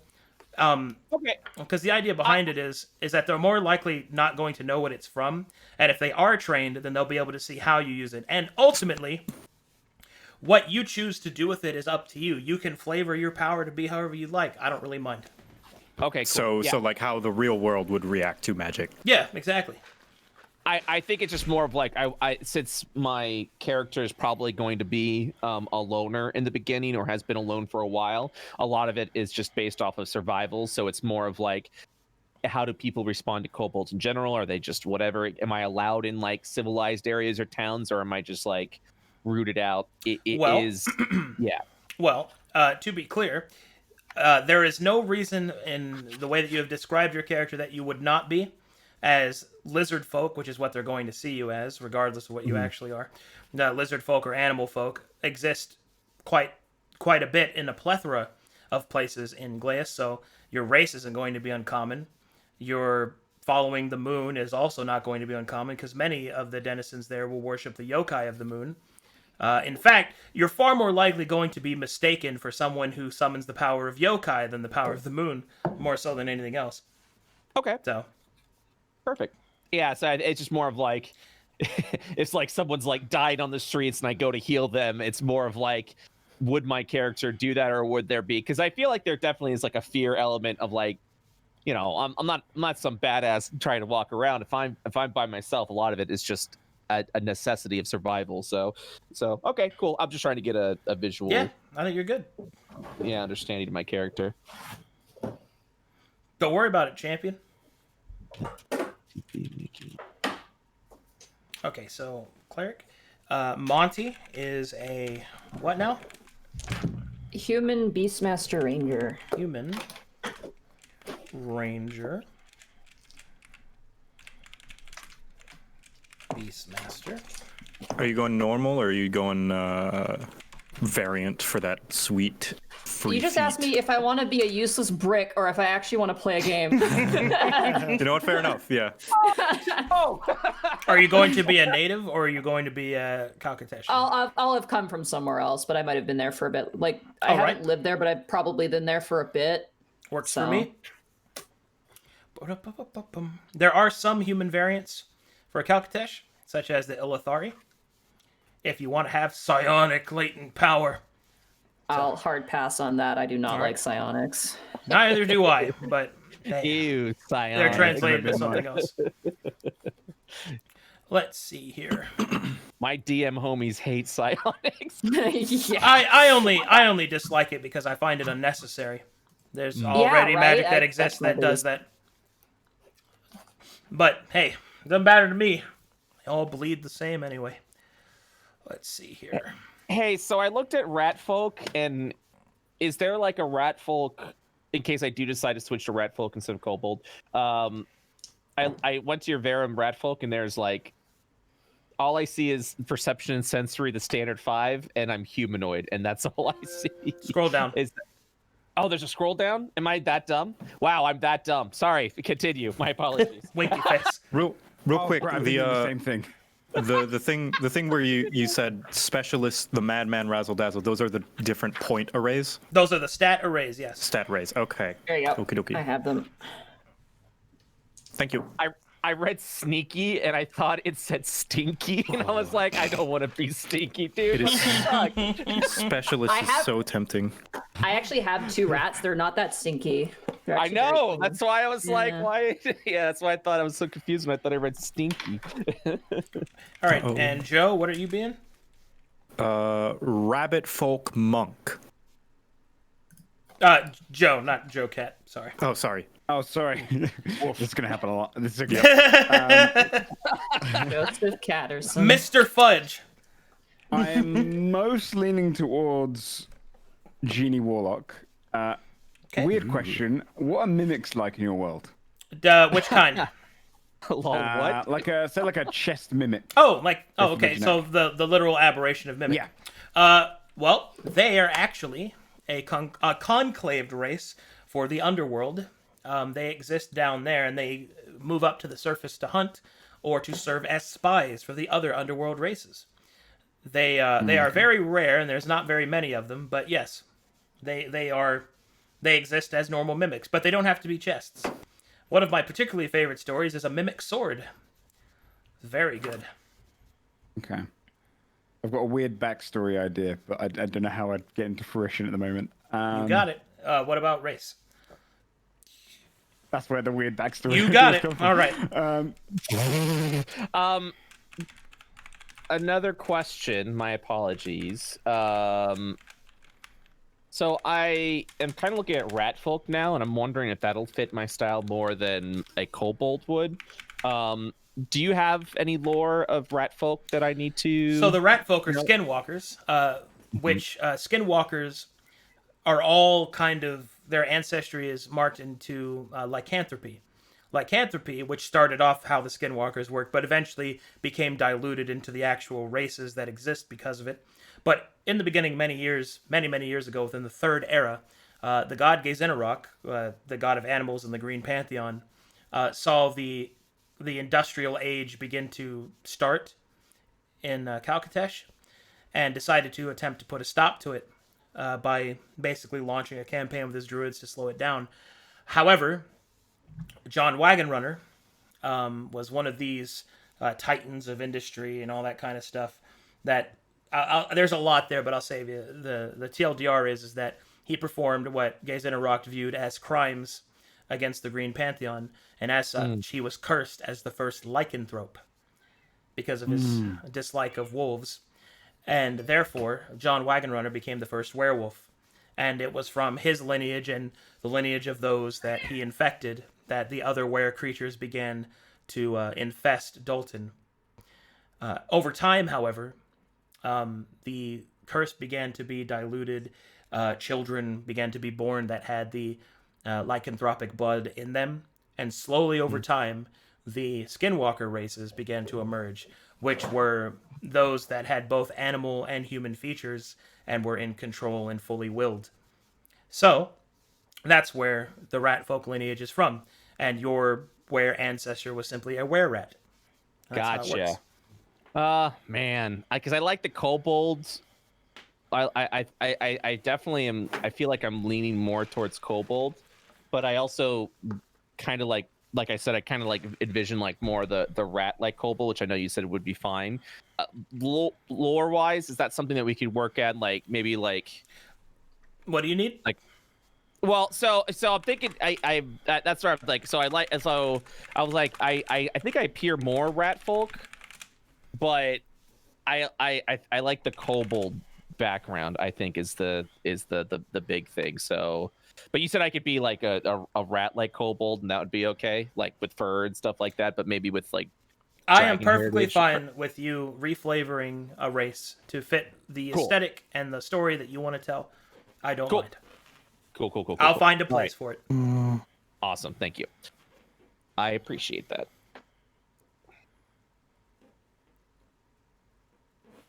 I like the idea of like the kobold of like, and obviously I don't want to rewrite like your background or story, but I like the idea, and maybe this is the inner DM of me coming out. I like the idea of the kobolds of this continent kind of like almost like a different variation of the kobold of Kalkatesh. I mean, that's because they are. Yeah. So that's why. So I could totally imagine it being like they having a different appearance, or even like almost. They like do. They're more snake-like. But if you want to be a furry one, I'm also fine with that. That doesn't really bother me. Okay. Cool. Awesome. Because I use the Eastern dragons in Glaeus, so. Okay. Cool. Oh, cool. Yeah, I thought I said that during the Dragonstorm explanation, but yes, there are different dragon types depending on continent and world. The Dragonstar dragons, which are the traditional westernized dragons, are actually alien invaders. In all actuality, the native-born dragons of Kalkatesh are known as the Lenorms, which are these flightless, or rather, I should say, wingless, enormous, monstrous, like snake-like dragons. And then we have the Eastern dragons, which are smaller, more mystical, and they are in Glaeus. And in fact, the Lenorms, there's only 5 of them, so they also have a very low population. The dad of those 5 is the entire mountain range in Kalkatesh. So, that's cool. Nodders. Now that I'm more thinking about this, I like the idea of just being this fucking mutt of a kobold that's just like, it's just got a mix of like everything, which is why I have more of a fur-like appearance than the standard dragon-like. So, and I'd be free for you to do whatever you wish with that. Okay. It's whatever you want, champion. Okay, so Joe is a Djinn Warlock. Sci-Fi, what are you leaning towards? I'm leaning towards fighter. I think I'm gonna choose fighter because we don't really have a Gland fighter? And yeah, probably a Galean fighter. Race? I'm between human and Yozai. Okay. That's where I'm sitting. I'm not really sure which side of that spectrum I'm going for. But either human or Yozai for the flaming arms, because those sound really cool. Oh, if you would like concept art of the new races, please ask, and then I will provide it for you. Because I've been working on that as well. Ba-doop-a-doop-boop-boop. I think I'll wait for Mr. Joe Fudge to pick his race before I decide what side of that fence I'm on. Oh, I'm probably going to go something like Changeling or something weird. Feel free to... You can go for one of the crazy new ones. They sound cool. Something weird. Yep. Something weird is down my the race. race. Something weird warlock. What kind of genies exist in your world? Do you have Dao? Is it Okay. Dao, Jia? I don't know how to... Yes, pronounce I it. do. I have the traditional 4 elementals. I have the more humanized ones, and I also have the more Faerunian fantasized ones, such as the ones that inhabit the city of Brass. It's whatever you want. Because I've got kind of in my mind, kind of like almost like a Prince of Persia vibe with the Dao one. Nodders. So making it kind of like a Sands of Time. Like if I do like a Misty Step, I like Omega disappear in, like, Nodders. a bit of sand and Yep. kind of appear elsewhere. Something like that would be cool. I've got lots of support for that. I've got a country that's sandy and all those types of cultures.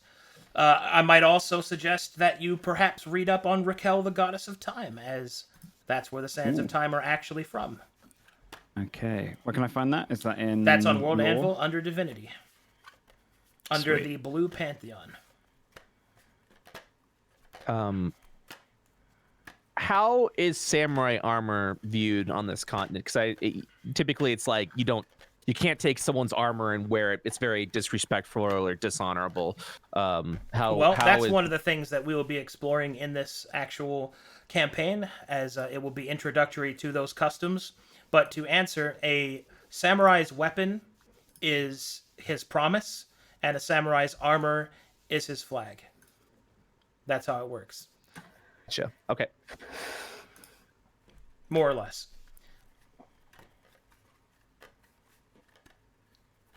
Because I'm thinking about for my character wearing like this old samurai armor that I probably would have found like scavenged up from a battlefield.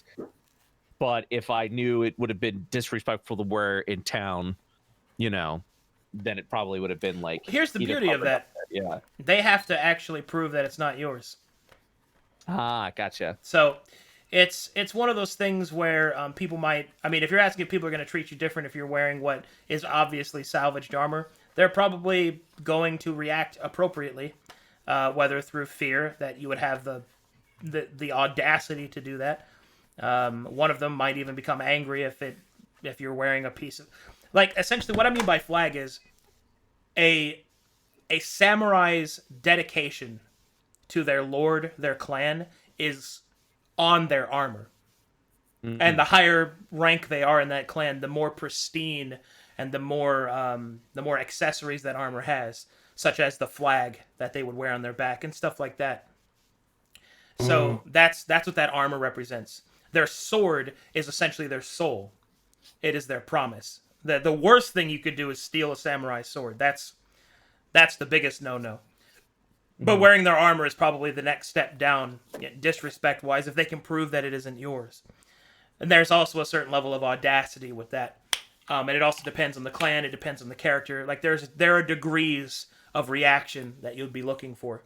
Okay. So one of those things. But the idea behind it is that that's what a samurai is that their armor represents what clan they are. So that's why Ronin, for example, the fighter archetype that doesn't have a lord, they don't wear armor because they have no land, clan, or lord. Winky face. They do, however, wear a sick hat. Oh, sold. Do you allow those straw hats, those like big round? Yeah. straw- That's what I'm talking about. Is the hat, and the hat, the Ronin's hat is actually also a shield. It gives the shield bonus. It's sick. Oh, Yeah, they can block attacks with their hat. It's awesome. I like the idea of being around. They're very cool. I have a lot of stuff planned for the fighter rework. I'm quivering in anticipation. I have some Yozai questions to bounce off you. Okay. So, Ask away. their arms, they're half human, yeah, but with elementally charged arms. Yep. Say if I have arms that are charged, like, elementally with fire. Okay, I think I know where this is going. Can you heat things? Can you set things on fire naturally by touching them? And can you suppress it? Is that your question? Yes, all three Yes, of those. you can Yes, do all please, those thank things. you. You can do all So those I things. I could suppress it so they would look unassuming. Probably have to cover them. Whoa. To be clear, in some manner. you can never hide that you're a Yozai. That's impossible. Without unless you completely bind your arms, I suppose. But even then, you wouldn't be able to. People are gonna know. You're gonna activate. It's a very hard guise to keep up. Okay. Are people are people only born Yozai, or can they become one? You can only be born a Yozai. And the Yozai are viewed, depending on which region you are, anywhere from blessed and good omens to pitied and cursed. Depends on what kind of yokai your parent was. Depends on, what region you're in. For example, if you're in the Huo, which is the fire clan, and your parent was a fire Yozai, people are probably going to be high-fiving you and calling you awesome and cool and asking you to come over to their house and eat their mutton with them. But if you're in the Wood clan of incredibly flammable houses, they might not let you You're in a the fire gate. Yozai. You You're see what I mean? Like, it depends on where you are. Oh God. Okay, so by suppress you mean I can't change the physical appearance of my arms, but I can make them not be on fire for You the can make purpose them. of touching You can things. make them not on fire, so you can shake hands, hold a loved one, slap an ass, but you cannot change the fact that they are Gotcha. yokai arms. But they're physically altered to the point where nobody's gonna be like, you "Those are a normal Yozai. human You are a arms." Yozai. That is what you We are. see that you have a gun, whether or not it's loaded. Correct. Gotcha. That You is know what? I'm pulling the trigger. I'm playing a Yozai. Awesome.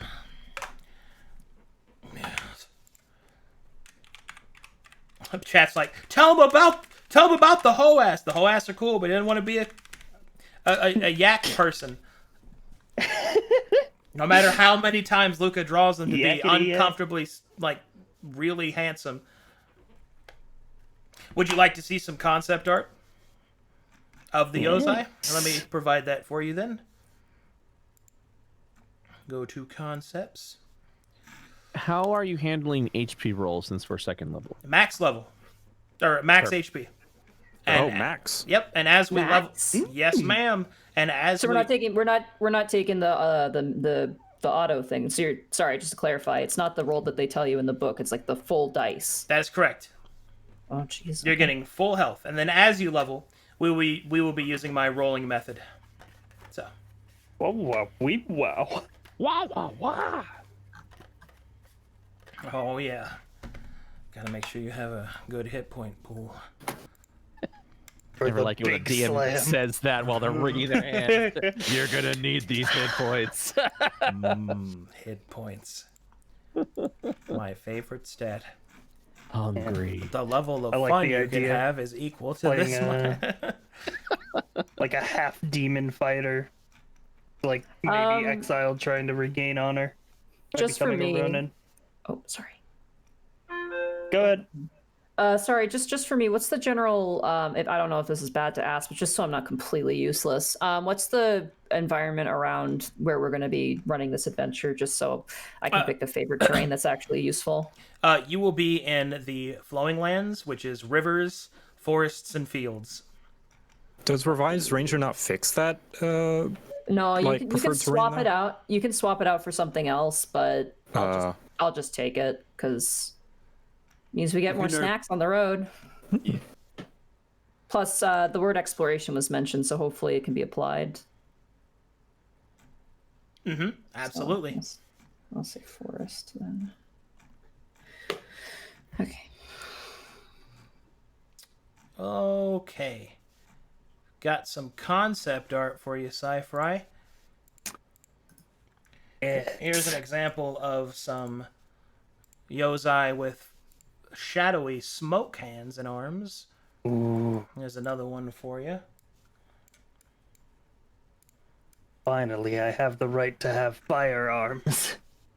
Here's a water Yozai, which I thought was really cool.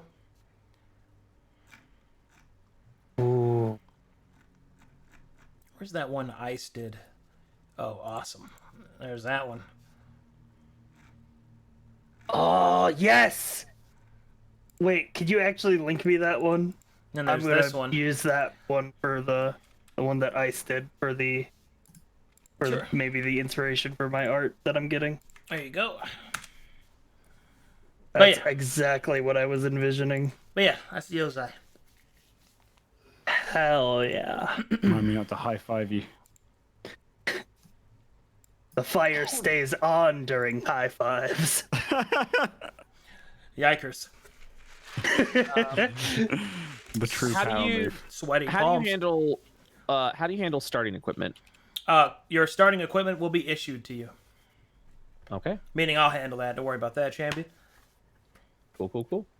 So we can't pick anything. I mean, you can, but I'm gonna make sure that you start off with good equipment. If you have something specific like I want to use a scythe, then you can add that to your notes, and I'll make sure you have it. I give a little bit more than the book gives you because I know what you're going to need, and I make sure you have it. Rings hands again. Also, I like to give little ties to your origins and stuff like that because now you're all DMs, so I assume that you'll probably have some backstory there. But in the case that you don't, I also supplement that. If you don't want that and want to pick your own stuff, I'm also okay with that. It's whatever you want, champion.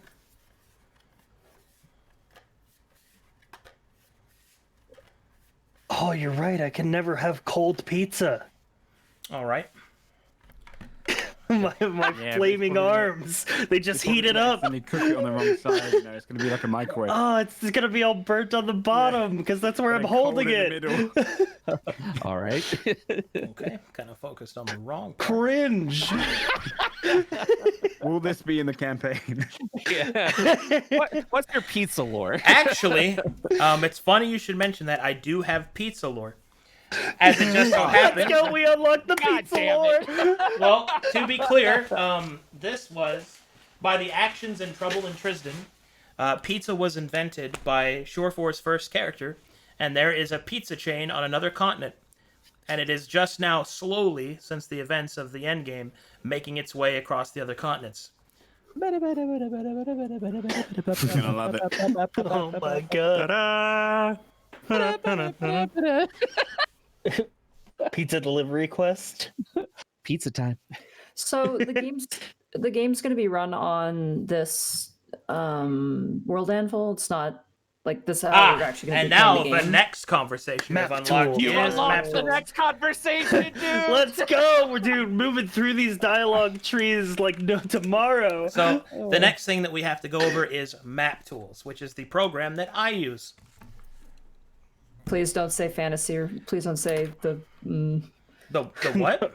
What's it called? It's Fantasy not Realms? fantasy grounds. I don't. Oh, I thank don't use that. God. I was so scared. I was literally like, I might have to drop out for using Fantasy Grounds because I can't with that program. What the fuck is a fantasy grounds? It's awful. I'm sorry. There's probably me, but it's awful. Unless I've they've never improved it heard in the of it. past 3 years, I have strong opinions about Fantasy Grounds. Oh, Dude. wait. Oh, I remember Fantasy Grounds. Holy shit. I saw someone use this back in 2003? 2004? What is that? Oh, no. Oh, I'm working in the no. process of moving from Roll20 to Foundry.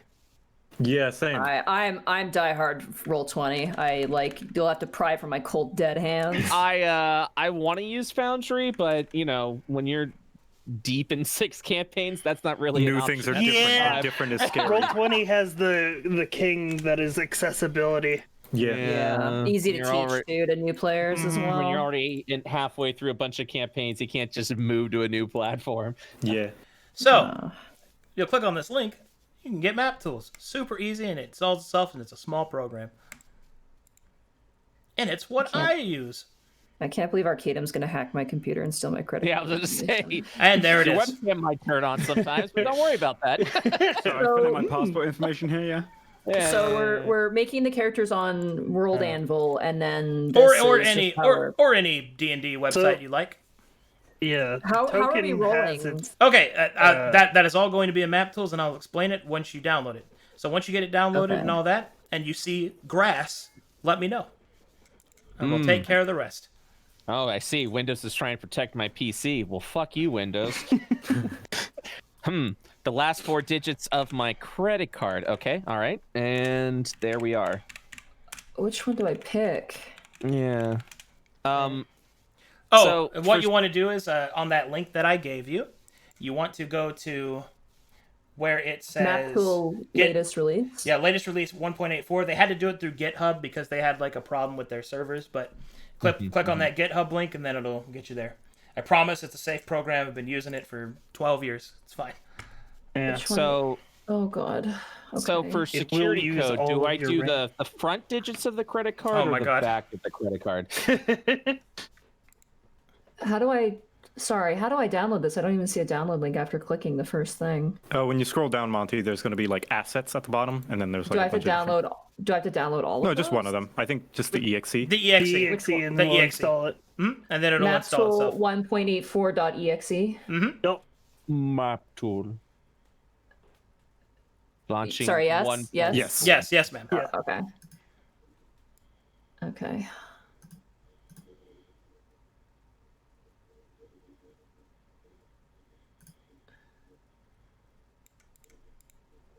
Hello? Yeah. Hello. Hello? Yeah. Okay, everyone went really Yeah, it was really quiet, silent and for a second. I was like, wow, Arcadum really did have I my did not. It's computer. fine, bro. It's okay. Watching a green bar move horizontally takes a lot of mind. It's fine. Don't worry about it. We unlocked the Arcadum installs a virus onto your PC conversation. More like DM notes are being sent to him right now. All right. Once you get Joke's on Arcadum, the only money he's getting from me is Monopoly money, and that shit's useless. Nice. once yep, and it'll install itself. Super easy. Once it's it'll throw up its splash art. Once you see grass, let me know, and then I'll walk you through the rest. I'm in. I know you are. I can see you. Map tool is loading up. I'm pogging. Okay, Hey. Bretson, look at that. Brett's pogging. Oh, whoops, sorry. He's pogging and drawing. I'm already drawing. Whoa. It's Okay. Downloaded, but now nothing's happening. so I Okay, don't double know click what's on the shortcut if it's made a shortcut on your desktop. Okay. oh boy, I love Roller Coaster Tycoon. Ooh. I love Roller Coaster Tycoon. I got my copy in a cereal box when I was like 9. Ooh. Server. Fireball. Okay, so what you want to do when you see grass, God. you want to go. I'm gonna walk Monty through it real quick. All right, do you Okay, see yeah. grass yet? Yeah, I Yes. do. Okay, go up to the top left-hand corner, go to File, go to Connect to Server, then go to the Direct Connect tab. Do you see that? Yeah, address post. Okay, yeah, Yep, this and is. it- Oh my god, this is like early. Okay, I'm gonna date myself, but this is like early, like pre-release Minecraft right now. Yep, and then you want to put in a username, and then you put in the information that I have put here in our DM. Please don't ever put that on stream, or else I will die. And then once you do this, you never have to do it again. It saves it to a config file, so you're fine. So put I all need to that. make a password.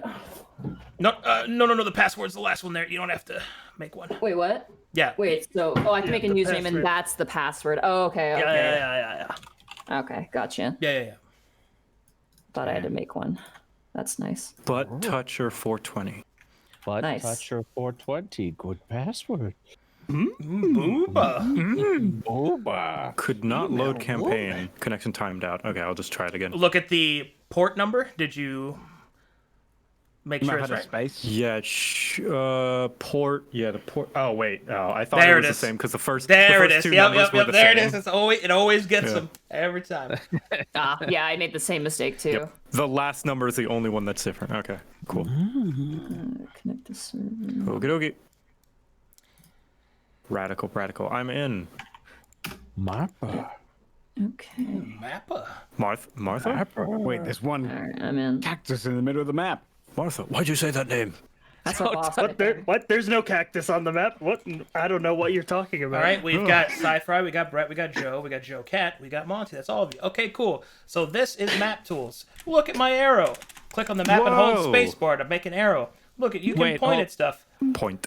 Wow. Wait, hold on. I'm zoomed out. I don't know where the arrow is. Here, I got this you. is a big map. Oh, thank you. Thank All right, you. and there you go. Boom, boom, boom, boom. Okay, so basically this is the program that we will use. I will now load up a campaign so you can kind of see what it looks like. Chat, I know you can't see anything.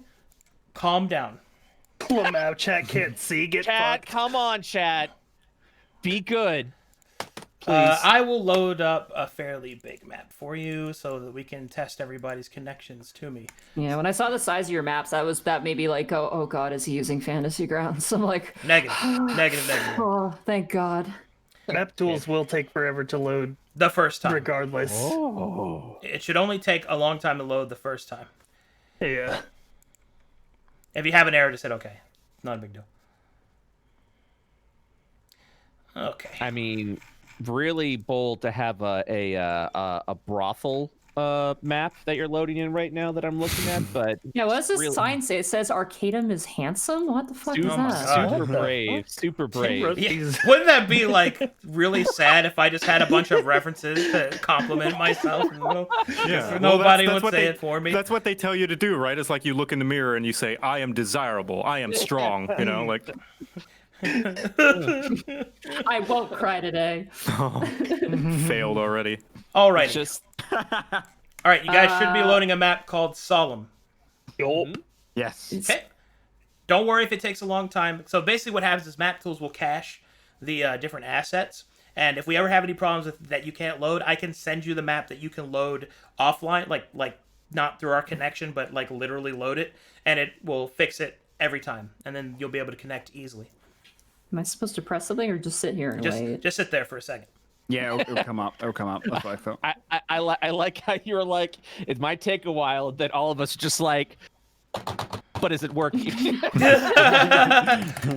This will give me an opportunity to draw my hot bunny boy.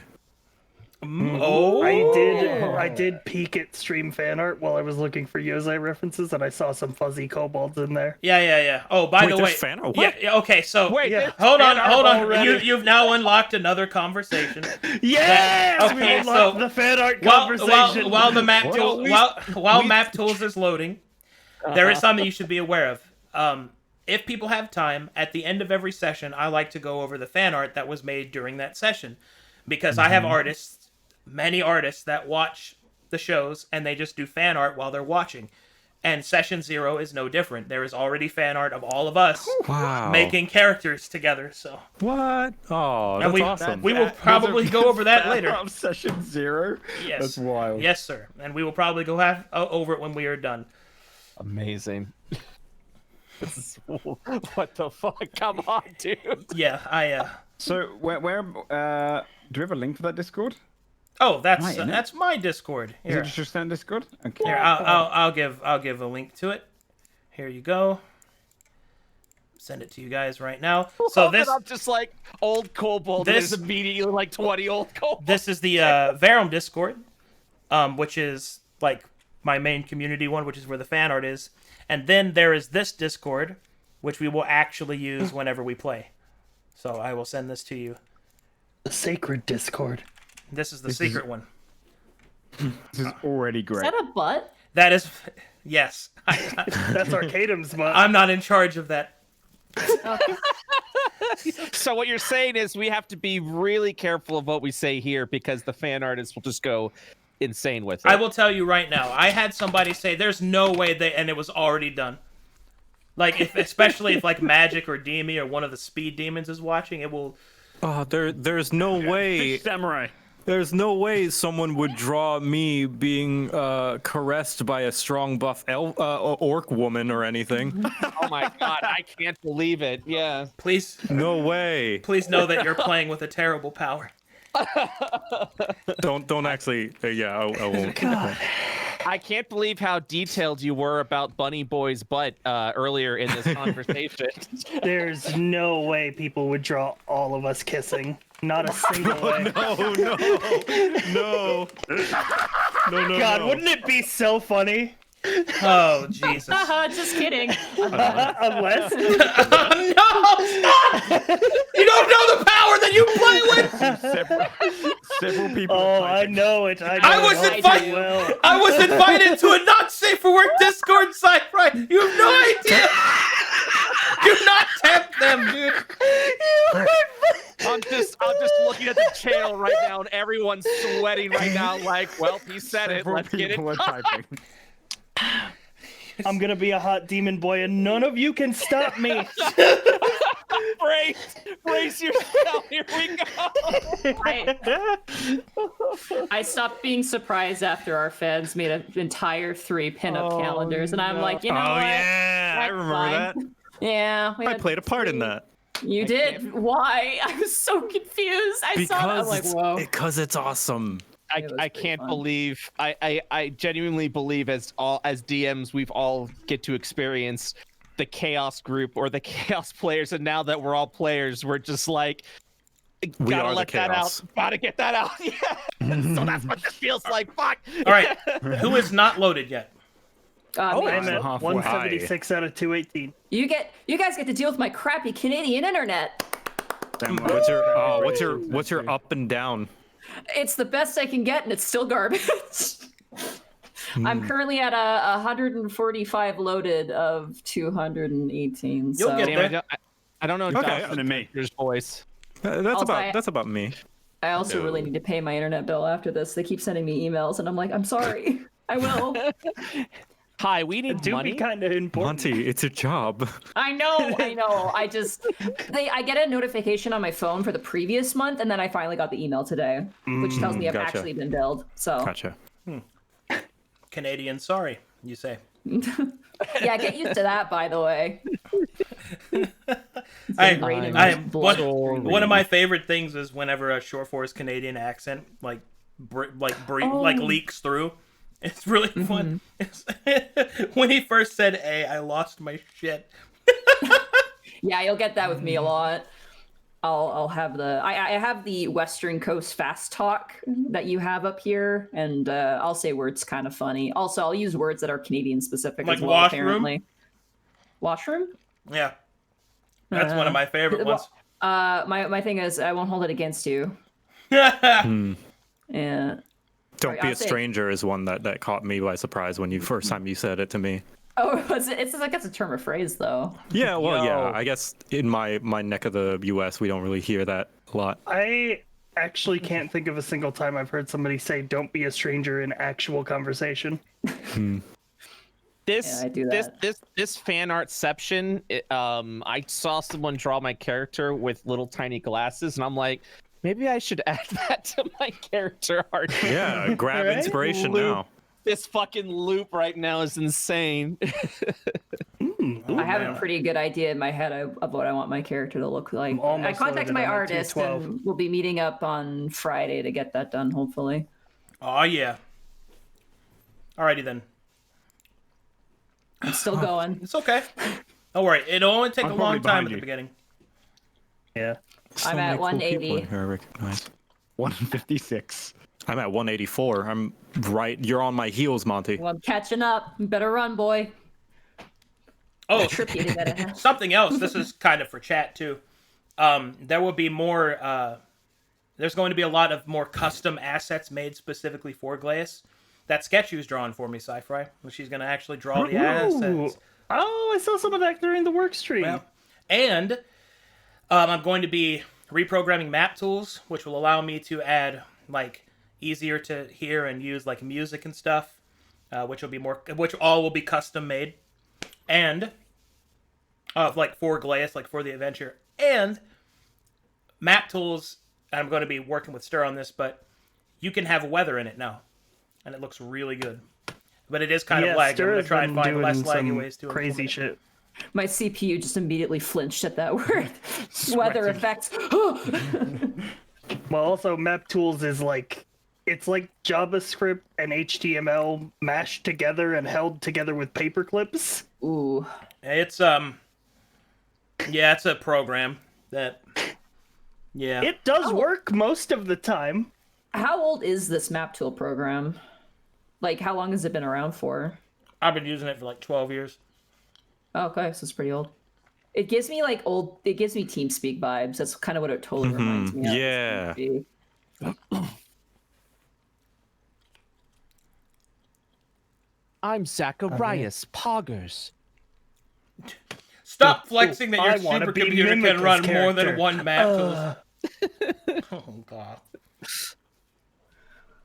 I don't know in terms of outfits, but I already like got like the general shape. I'm gonna throw it in the Discord of I'm my just bunny imagining boy. that one. Imagine that one rabbit from was it Summer Wars? Was that the movie? Oh, Summer Wars was so good. Yeah, the guy. It the was. online It was character a fight. King Kazuma, I think was his name.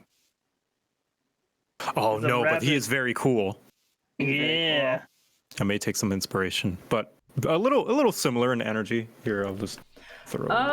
I guess since I'm still waiting. Backgrounds. That's the other element of character creation. I don't think we ever touched on. I use origins instead of backgrounds. Okay, where is that? If you go to the Where World do I- Anvil, you can go to where character creation is, and you can click on yes. origins. Yeah. You get was- 2 things from Origins. You get the region, and then you get a specific one. Yep, you get the origin and the sub-origin. Oh boy. Okay. There's a lot Uh-oh. here. Look at all those options. Look at all these choices. Pretty Oh cool my. options. And I'm just sweating like, oh I'm, no. I'm More sweating in the options. department store right now. I don't know which to pick. What's up, Red? Sub-origin. I have so many fucking windows open right now. How it feels to be a DM. Oh my god. One more time, how do we create a character? Okay, so what you want to do is you want to make your World Anvil account. If you want to do it through World Anvil, that is. Okay. Oh, jeez. Where's that? There's actually a GIF that shows you how to do it. All right. I got the GIF. 1 second. Yeah, go ahead and throw the GIF in, Show. into the... Also, I'm loaded in now. I remember because I sent you the GIF the last time you were looking for it. So origins are So they're the regions of all of Verum, correct? to Calcatesh, and I'm working on the Glaeus ones to... All right, I'll wait for the Glaeus ones then, because I'm looking at all these. I'm you wish like, to but be I a don't think- native, yes. Yes, correct. So I will wait.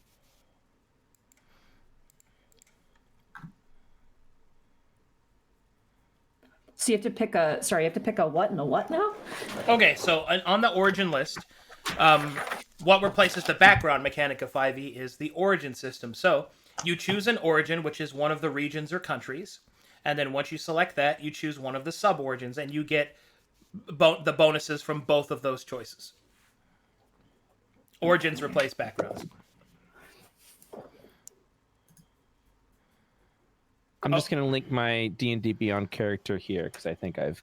And if you want to, if you want to make a character in some other program, that's also fine. That doesn't bother me. Cool, yeah, because you could take it anyways. Yeah, I'm just more comfortable with this, so I can make it faster. That's fine. Could I? Which one gives animal handling? Can I just ask that? Sure thing. Animal handling. Where is that chart? Animal? Actually, DMs. Somebody send me that. DM me that chart that guy made. There's a chart that like just shows you where all those things are found. Would be a useful chart. Oh, your chat's your community's DMs. Yeah. Yeah, for the You just said Not DMs, these and I'm just DMs. looking around with my fellow DMs. I'm like, there are many charts. All right. Let's see here. Origins. Nope. Not that one. Not that one.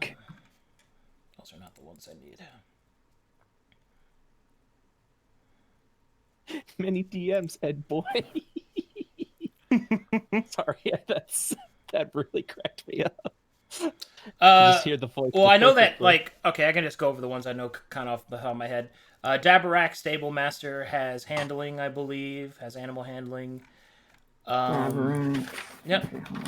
I'm just gonna write these down. Just try and read them and pick from them. Just because, like, Dabarak. I'll just open it up myself and I'll find it. Not a problem. She's Stable looking Master. for animal handling. I just want to be able to pet things. Does Ranger not automatically let I you can choose pick it, but I just want to see if I can get it from a background instead. just 'cause fair. I only get 2, and I'm just trying to be. So just because I'm setting this up right now for myself, if you're doing it through World Anvil, when you're selecting what sheet template, there is one called a Verum character sheet.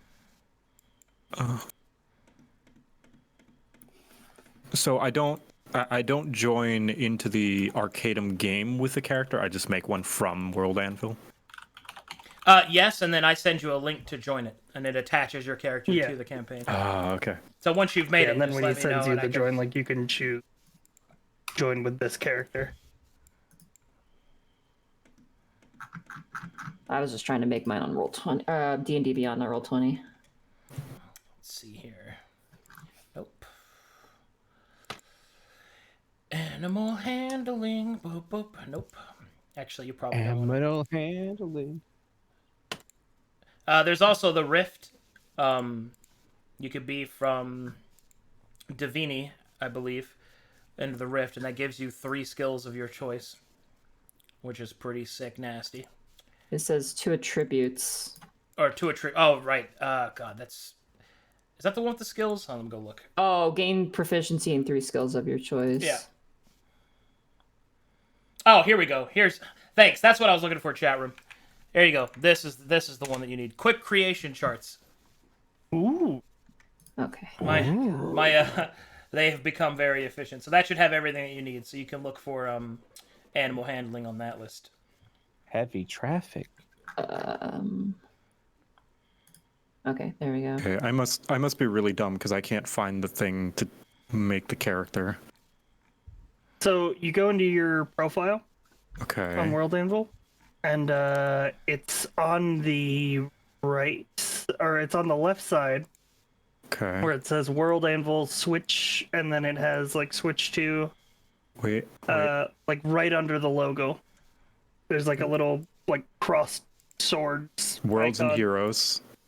Yep. And then there should be a thing that says new character in that drop down menu. I don't get a drop menu from that. That's weird. No, me neither. Okay. Share your screen to them, Cypher. Okay. I think that'd be the easiest If thing. you just go to your World Anvil dashboard, it has a bunch of tabs in the middle.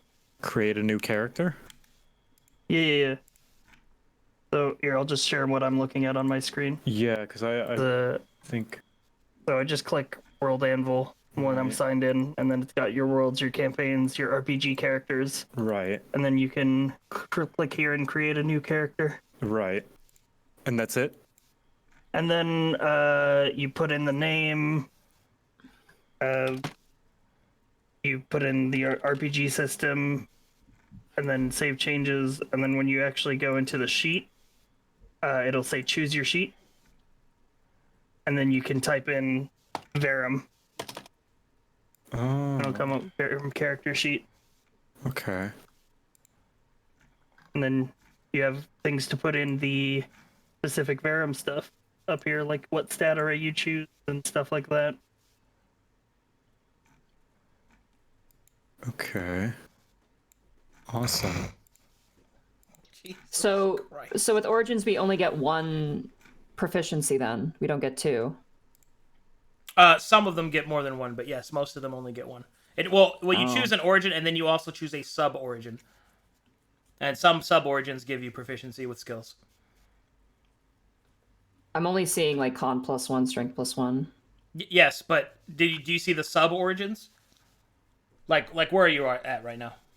Let me go back to the World Anvil really quick. Yeah, it's the sub-origins that give you skill proficiencies. So I see like Krazix. Like the Krazix, if you are from Krazix period, you get survival and con +1. That everyone from Krazix okay, gets that, and then okay. one of the sub-origins gives you more.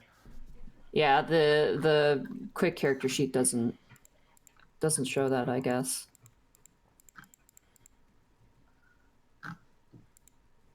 Yeah, on the quick creation sheet, the main like origin is the bolded one, and then the sub origins are blocked like in there.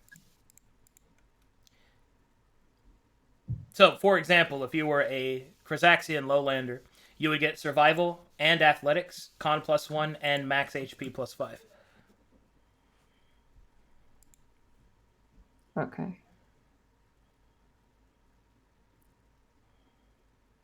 Yeah. Is everyone loaded in map tools, by the way? Yeah, tell them, Oh, yeah, boss. Yes. Yes. Are you Monty? Yeah. Yeah, I am now. Okay, so now I get to give you a little tutorial on this. So, this is, everybody point. You can point. Yay! All right, yeah. I'm drawing a line in the sand. Control space to make the speech bubble, so you can talk as your character whenever you have your token. Shift space to think, if you'd like. Now, if you kind of scroll over these characters, you'll see that they'll pop up with all the information that you need, HP, AC, and their portraits will pop up. And you'll see different portraits pop up and their token. They move around the map like this. They measure how far they move. And if you want to bring up the grid, hit Control G, and it brings up the grid for you. You can also spin them around for like animated talking or doing funny things. I can zoom people in and out. How do I Shift do the mouse spin? wheel. Okay, and let me. Control Shift mouse Okay, wheel. there's many different setups. So, click on a token, hold Shift and then mouse wheel to do the quick one, and then Control Shift to do the slow one. Please keep in mind that even with my massive Omega computer, doing that too much will destroy me. I will die Gotcha. as I have to Please load stop. all of that. Sorry. It's no, it's fine. It's fine. Mouse click. Yeah, it's fine. All right. Now, to kind of give you an idea, this is the program that we'll be using. If you want to roll, here, I will be making macros for you that will have everything that your character can do pre-organized, pre-programmed. Like, for example, let's say I wanted to attack with Mirage. Boom. She just attacked. And if you look in the chat bar... Oh, actually, let me make sure you have that. Go to the top left-hand corner, go to Window, click that. Does chat have a check mark next to it? Yep. Okay. Yes. Do you see a check mark next to initiative? Nope. No. Now I do. No. Click that and put that somewhere comfortable because it'll pop up with a box. Map Tools allows you to arrange your windows and boxes easily and to Ooh, your that's nice. preference. So you can set all that up and make it nice and comfy for yourself. I'm So, gonna set it up like Roll20. Same. Yeah. alrighty, and let's see here. Fuck. Then everybody should have that set up, and then boom, there you go. There's your initiatives. They're already pre-rolled, pre-sorted. What? I don't see anything. Like there's nothing happening. Did you click the tick box next to initiative, Monty? Window. And then Okay. Window initiative. Oh, this is really crowded now. You can move them you can around and drag adjust Move them sizes. around Drag and it. resize them make it just by small, like clicking on the Roll20. edges. You can even put them in a folder, like folder them together. Very, very cool stuff. I can't So you'll make be the handling ones initiative rolls, smaller. correct? Initiatives will already be pre-rolled and pre-sorted using Gotcha. all of the programming in your map. The idea behind it is you To don't speed it up. have to do any of that stuff. Map Tools does it all for you using the statistics of your character. The only thing you have to do is move, role play, make decisions, and click buttons to roll. And which it'll Gotcha. pop up on the chat box. So if you see there, Mirage has attacked with her Kopesh. And let's say Nox wanted to make a perception check. Then I would go to her, click that, and then I would go to her skill check. Boom. Perception. Bam. Yeah, Right it's all macro. Oh, I gotcha. Yep, and it's all pre-programmed for you. And the roll Is there a is... way to turn off the sound? Yes, go to the top left-hand corner. God, yeah. Go to Edit, go to Preferences, go to Sounds, and then uncheck mark. On play system sounds. Yep, on Play Okay, System good. Sounds. Let's turn everything Perfect. off. Yep. You can adjust and set up everything. Oh man, the map is huge. Yeah, also in the interactions tab in preferences, in the middle column, there's stat sheet portrait size, which increases the size of Oh, the art set when that you to scroll over 500. tons. That's a good one. Yeah, set Oh, that. that is Sorry, can you that's repeat a that? big old man. Edit preferences, then interactions tab in the middle, halfway down, stat sheet portrait size. You want Set that 500? to 500. 500's a Yeah. That's what I have mine at. I think That's it's a pretty good one. comfortable. I think it's Oh comfortable. yeah, but that's much nicer. Now I It's- can see Oh, the yeah. it's That's up to way you. better. Yeah, hot, some hot tokens you dragon can also rating. right-click show handout, and it'll pop out their full art in a separate window for you. Yep, right click, show handout to bust out their character art if you want to look at it, more closely. I'll also have that for like NPCs and stuff like that for you to look at at your leisure. And now I can give you guys a tour of how the maps can really look. So let me so I like to make everything to scale. So these are the 5-foot squares of the actual size of the map for where the characters actually are. So let me go ahead and zoom you out a little bit. So this is the beginning of the city of Solemn. And I'll go ahead and zoom you out further. It's neat that you can control our camera. Yep. Yeah, I like that. So like this. That's really cool.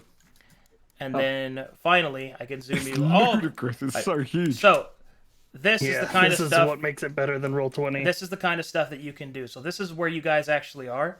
Every single piece of this map, like if I'm preparing it for play, will have interiors in the houses.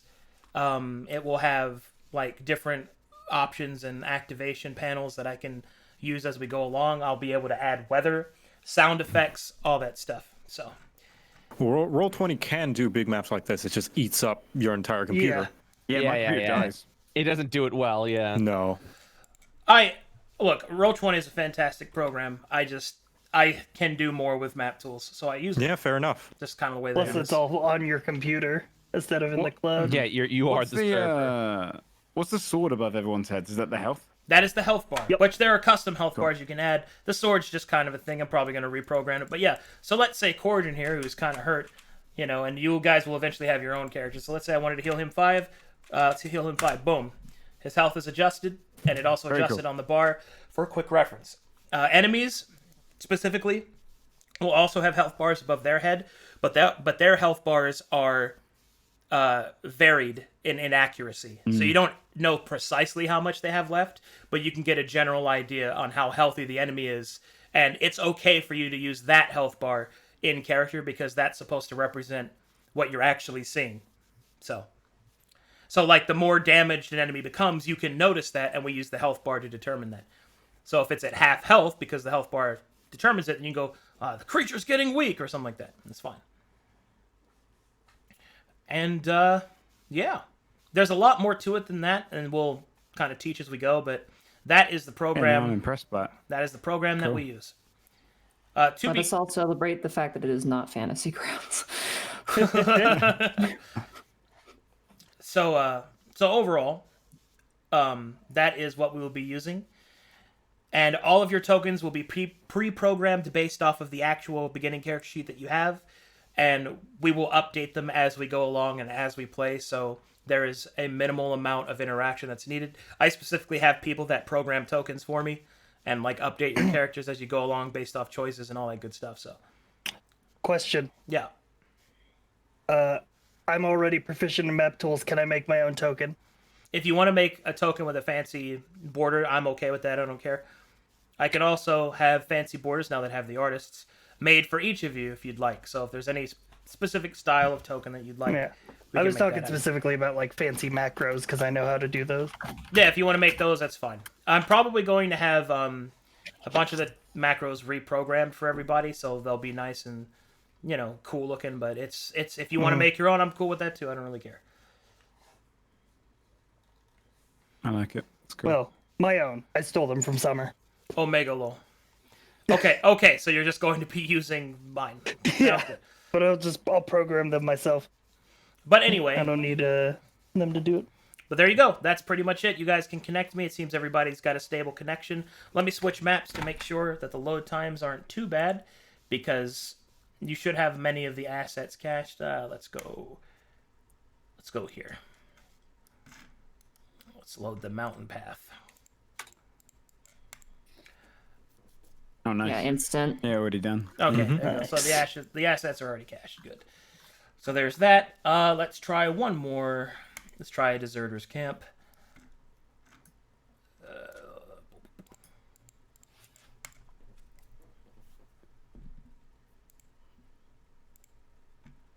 Ooh, this one's loaded. Yeah, this one's gonna. Probably has different assets. Okay. So I'll have to keep Just that in letting you mind. know ahead of time that, pardon, but I'm probably going to need like a recap of how to use a lot of things when That's we okay. start. I will be. That's what I do. I teach people how to use things. So don't worry. I got Much you. appreciated. I got you, champion. Don't worry about it. It's like I'm going, yeah, okay, and like nodding my head, but really I'm going to forget about half of this. Nodders. I'm like 5 steps behind still, and I'm just like, a new stuff's getting introduced, and I'm like, but I okay, like. Yes, of course. I have no idea what's going on. Chonky.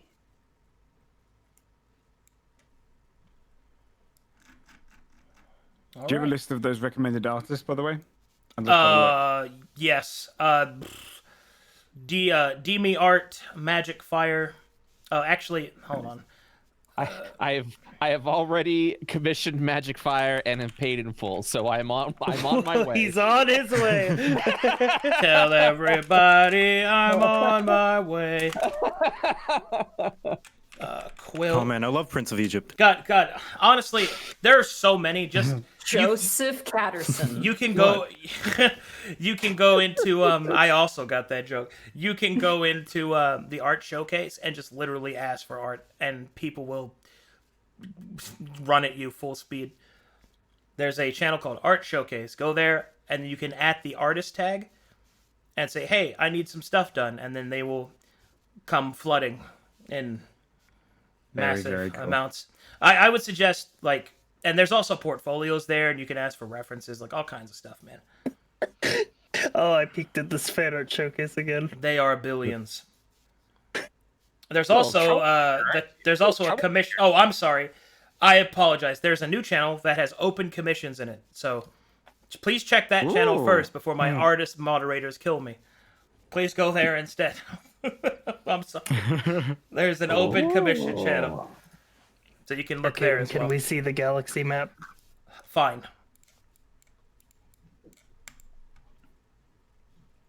The galaxy map. Yeah, so this is where we want to end up, guys. This is our end goal. Our end goal is the galaxy Become a map. star, or just to go to space? I don't know if you're loaded or not. Yeah, I don't know if the assets. Yeah, to go to space. Are the It's assets? going pretty fast compared. Okay. It should be fast. Because these. Also, fan artists, my character will have the color scheme of a raccoon, but appear to be a rat, but is actually a kobold. Thank you very much. Namaste. Appreciated. You say that, but they'll do it. I, Jesus Christ. Dude, when Scrumpo found that drip, oh my god, dude. There was so much art of Drippo. Oh no. I'm kind of locking in changeling just because I want to come up with weird characteristics for the shape change just to see what they Yeah. draw. also fan artists, you can go ahead and put drip in the background as well. Of what I don't know what it is, but I'm just gonna just toss that in there. Just have fun with it. Drip is I guess cool clothing.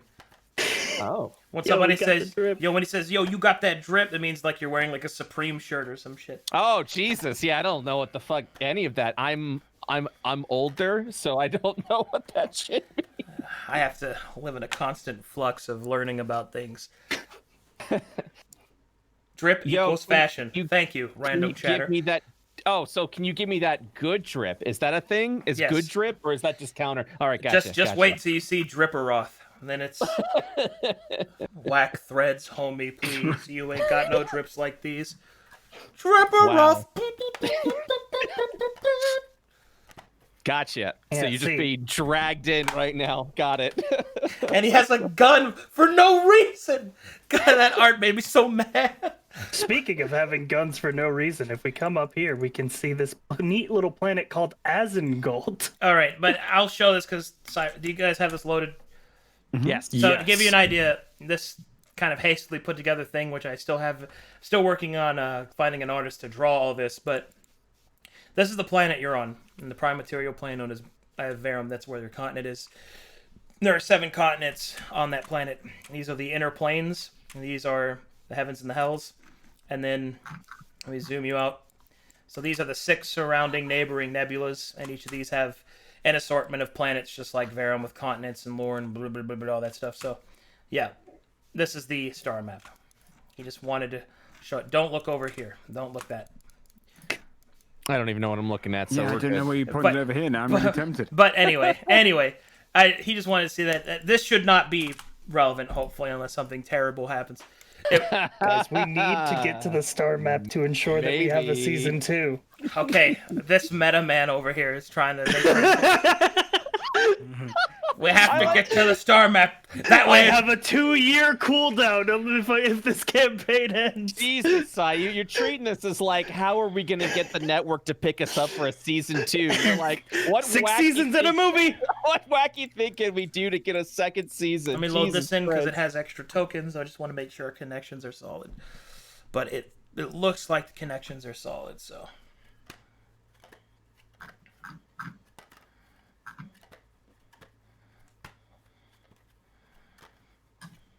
Okay, it seems pretty good. I've got pretty high transfer rates. Yeah. All right, well, that's pretty much it for map tools, which is what we will use to connect to one another. And now that you've connected to me once, there should not be any problem with you connecting to me again, unless something terrible has happened. So I'm going to go ahead and disconnect everybody now. Boop. Boop. Boop. Boop. I've been kicked off. Yep, and you can go ahead and put that program wherever it's, you know, it won't be naughty, and you can find it. And Ooh. yeah, that's pretty much it. I got your character plans, what races you want to be. What did you said you want to be a changeling? Yes, Joe. Yep, unless there's some sort of weird mimic race that is like, I don't know, like an awakened mimic, then let's go changeling instead. Okay, changeling sounds good to me. Okay. All right. So with those character choices, your homework is I need your character art by the 4th of April. Okay. Oh, one more question. Yes. God damn it. What? God damn it. So the opening to this campaign, we're just arriving on a boat. Are we like? That depends if you're a Calcatessian or a native. So Okay. the idea is I will introduce each character as they come into the story, and the first session and the first half of the first session will be dedicated to that introduction. Depending on the characters that you finish up and make and how much backstory you write and the art that you give me and all that, hopefully which will be by the 4th, I will incorporate it and weave it into the story, and then I will introduce you all depending upon which one. For example, if you are not from Glaeus, then we will have a scene at the docks where you arrive. And then Cool. the Glean natives will join a bit later. So just come up with a reason for why we're going to. Yep, The, and come up with any content. Cool. backstory stuff that you'd like. I'll incorporate it. And remember that the synopsis explains, but I can explain again that there has been a call for help from the citizen, from the village of Okogi, from their chieftain, in the hopes that someone from Alexandria might be able to aid them. And Alexandria is the city that was first landed and like the foreigners from Calcatesh built as like their port city and their access point. That's also where the Archmage of Glaeus, Azalon, resides around, and also his old party. But anyway, the point is that city has both the natives and people from Calcatesh, so that's where you guys will start, and then you will exit from. Sounds good. And also, furthermore, for those interested, that will be one of the hub maps in which people can do cross campaign roleplay. Because something else I should probably mention in case you didn't already know, your campaign, along with every other campaign I will run for the next 2 years, will all be in a living world with other players, and you can meet each other, even if you're not in the same campaign. Stuff like that can happen. It's very cool. Even after the 10 weeks are over? Even after the 10 weeks are over, yes. Oh. Your character still exists. Well, And- we'll see after the 2 weeks. Well, Am I okay, dead? that's fair, but the point is that the intention is that if you survive and all of that, then you're still in the world, and there might even be a potential of you joining another campaign, or whether it 6 be seasons in a movie. temporary or permanent, speaking with other players, and you can come in and out as you deem fit and see and then wish, and even potentially continuing your adventure. Because I'll tell you, I don't want to like freak anyone out, but the first few groups, which will be for 10 to 12 sessions, which you will have sister groups that will be in that prologue section. I will be using that, as well as who else I can find to decide who's going to be in my 2 main campaigns. My 2. Yes, there's a chance. Oh my god, calm down, Sci-Fi. In the 2 main campaigns, which will be the main storyline that I'll be telling of Glaeus from 2 different viewpoints. That will be 85 sessions, so a year and a half of play. So I have not decided who will be in that yet. I have not decided who will be in that yet. and I'll be deciding that over the next 2 months. So I have a year and a half to spare. Just letting okay, you know. calm down, Sci-Fi. Anyway, that's So you gotta pretend you don't like. You kind of Right. I gotta play cool. You're open to it. oh my god. Right, yeah. Play hard to my get. options are open. Yeah, play a little off lines like maybe. I don't know. Anyway, See on that. that's pretty much it. That's we've went over everything that needed to gone over. You guys can connect. You know what the campaign is. You guys are making characters. I trust that you guys know how to make characters. Your DMs. So that should be fine. If you I'm gonna need some help. that's fine. If So- you need any help, I will put time aside at any point for any of you at any time, as long as I get some notice. I will sit down and I will help you make your character. I will walk you through it, answer questions you have in both text and voice. I am open to you. And So now, if we have like a query, just throw a DM over. oh yeah, yes. Yeah. I've already sent you everything at this point, so I'm just waiting. If you have anything, just let me know, and I will answer I it. just gotta talk to my art boy. And remember, I need your backstory and art by the 4th of April. You got it. Okay, so now we enter the part where we will look at fan art. Okay. Yay! The fan art of session 0. I'm just gonna get up and grab something to eat here. That's Really fine. quick. I have wireless headphones, so if anything about me, I'll know. Okay, so the first one that we have is they don't know I already know Verum rules. You look at the stream, yeah? Yeah, it's a I'm stream. I was just listening to you explain stuff, and I'm like, this is nice to hear again. They don't know I already know about the Verum rules. This is Brett talking about making his old Oh, kobold. chat can't see. Oh, right. Oh, right. Chat can't see. Hold on. I can't see. Either. Sorry. And therefore we can't I'm very dumb. There you go. No, it's okay. This old meme of they don't know I already know Verum Wow! rules. Holy shit! That's me in the corner. This next one is Brett choosing an old kobold and me telling him about what he can. Look at Glace. Look at all these goodies. Nice. Old kobolds. Old kobold. Oh, here we go. All right, let's see. Next is a speed doodle of Brett's old kobold character. So good already. Oh, yo, I love him being a little bit chubby, dude. That's great. Yeah. You can see the rat parts in there. Yeah, that's so Give me the good. rat parts. Oh, the teeth, dude. Oh, man. This Yeah, it's one, very good. very happy. Oh. Very cool. I love it. We've got this nice little traditional drawing. Nice. Very This nice. one by Virgin Art, a very old kobold rat. A rat bold. Oh, yeah, my God. So yeah, immediately when I saw this one, I went to Magic. It was like, oh yeah, can I get an option with like tiny little glasses on the nose? Thank you very much. So I believe this was when Joe was talking about drawing his bunny lad. Why not small and buff? That is an idea. I didn't make them mutually exclusive. A bunny version of the Oh my tank from Left 4 God. Dead. Oh, fuck. Not playing a bar. Oh yeah. Yeah. Lizards are just scaly dogs. Oh, Okay. That's a good choice for a pet. That's cute. like a new Monster Hunter little creature that you can go ahead and throw in. I don't know why, but they drew a Ronin. Ronin be like, all right then. Oh, so cool. We did talk buff. We did talk buff. Yeah. So Joe Cat said he would like to be drawn getting snuggled by a large, strong orc woman. So here you Yeah. And the go. monkey's paw finger curled in. Ah, that's- Oh my god, dude. Nice. Oh my. Whoa. He's just a little baby.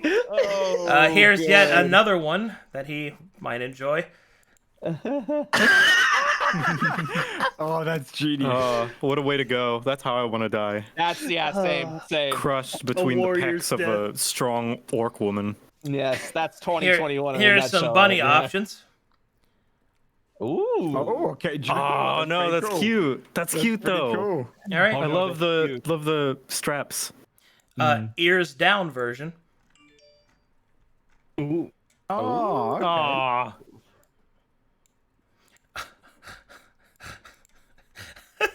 Okay, okay, Oh, no. Milky Titty. Yeah, there we go. I'm gonna use that as a Can I base. commission this artist? You know, it's funny because he's actually an amazing artist, but he just shit posted. That's great. I love it. That's pretty good. Mods. No talking. Nice. Talking in the art channel. Oh yeah. Yeah, they shut that shit down. I was very impressed. Okay. Oh, I Oh, love that I one. love the coloring. Sweet. Yes, that one is great. Very cute. Another old kobold. Oh, Dang. a little I more like the armor. original Kobold Cool. style. Yeah, yeah, yeah. Oh my god. There's something in my head. I love the little paw print. Oh my god. Somebody just shit posted this. Awesome. There we go. Now Very he's cool. There ready. it is. Yeah, there we go. Perfect. Buff, Perfect. tall, handsome, Good job, confident. good job. It's got the ears. You're ready.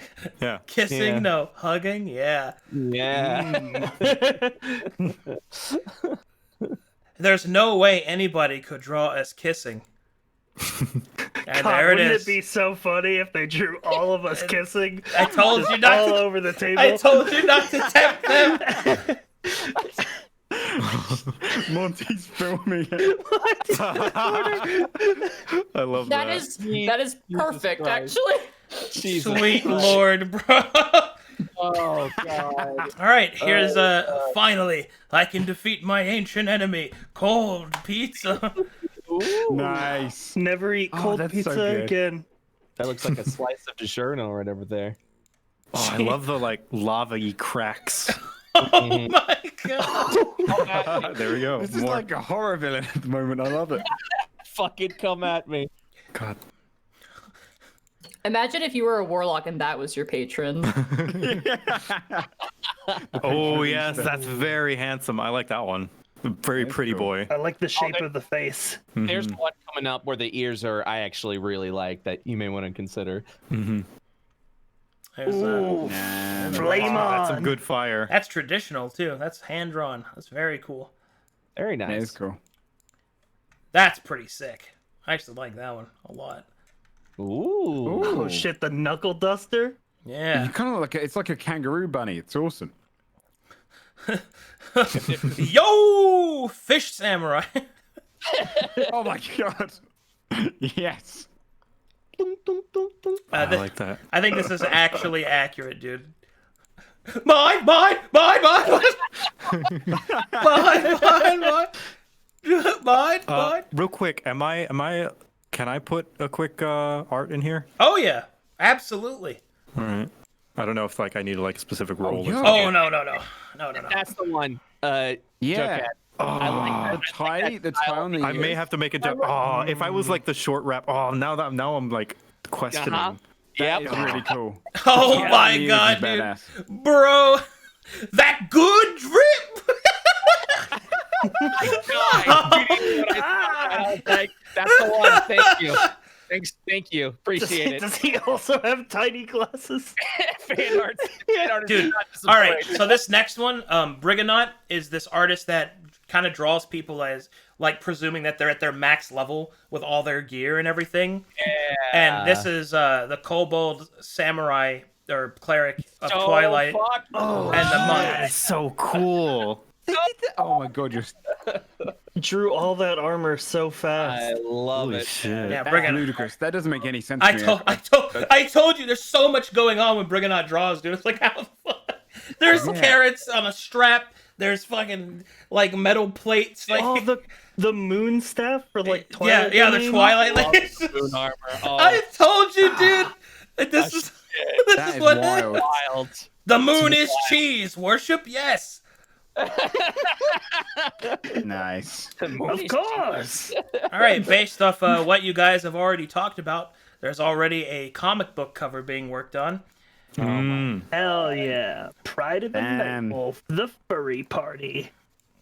Hey, speak for yourself. Wait a minute. which is very Just cool. because I'm a rat man kobold does not make me a furry. Thank you. I have bad news for you. Oh no. Map I'm a tool. raccoon. I like this one. Mascot I does like not. this one. It's 2021. Furry is an umbrella term. Exactly. I guess It, so. it actually is. It actually is. Oh, I like that one. I like the mask. Oh my god. That's cool. All right, I told this you they is were fast. I impressive. told you they were fast. How? I I told you. legitimately might steal this. I told you. Understand. I told you they were fast, dude. I don't understand, dude. That's so crazy. I no. told you. I told you they crazy. were fast, bro. That's crazy, dude. I like the Oh, man, one you like, need the bob beads. hair on the head. I like that. That's actually really cool. Yeah. The beads are so cool. Yes. So good. Reminds me of like Samuro from like Warcraft. Jesus Christ. I like that as well. With Oh, I wasn't thinking of giving my bunny like sweet anime hair, but now I'm definitely gonna. Oh my god. oh my. Picked the wrong door. Oh. Joe Cat, your buddy boy better be 7 feet tall. Oh, dude. Joe Cat made a What drawing giant. for you guys. He made a drawing for the Aw, artist. Good, yeah. You are adequate. Ah. Aw, good stuff. Very I love cool. I love it. Hold on, I need to go back just real quick. How, dude? Like, it's so fucking... I don't... We're all like, that was good, but really, what? Damn, Tony. Oh my god. That's wild. And, yeah, that's pretty much it. That's amazing. So that's session 0. So, Nuts. I yeah. can tell this is gonna be a lot of fun already. Oh, man. Yeah. Blast. Okay. This is gonna be a blast. All right. Well, there we go, guys. That's it for session 0. So, to be clear, to make it official, our first official start date will be Tuesday, the 6th of April at 7 p.m. CST. Sounds good. I'm locking it in. I'm down. Okay, Locked Tuesday. Another ball and chain appears. Wait a minute. Ah! Both legs now are doomed now. I got you for 3 minutes. All right, and there we go. Thank you guys so much for showing up to Session 0. Thank you so much for playing in my game. And, yeah, I guess that's it. I got to go get to work on those mechanics now. Yes. Still got a lot more I'm work ahead of me. Looking forward to this. Yeah, look forward to Yes. it. I'm looking forward Thanks to that a lot, fighter guys. rework. I'll see you next time. All right. See you Bye-bye. later. Bye-bye. Nice meeting all of you. I'm looking Yeah. forward to playing D&D. Yeah, I see you can't guys. wait. It's gonna be great. Whew. All right, I'm going to take a small break. I'll be right back, chat. Please enjoy some music.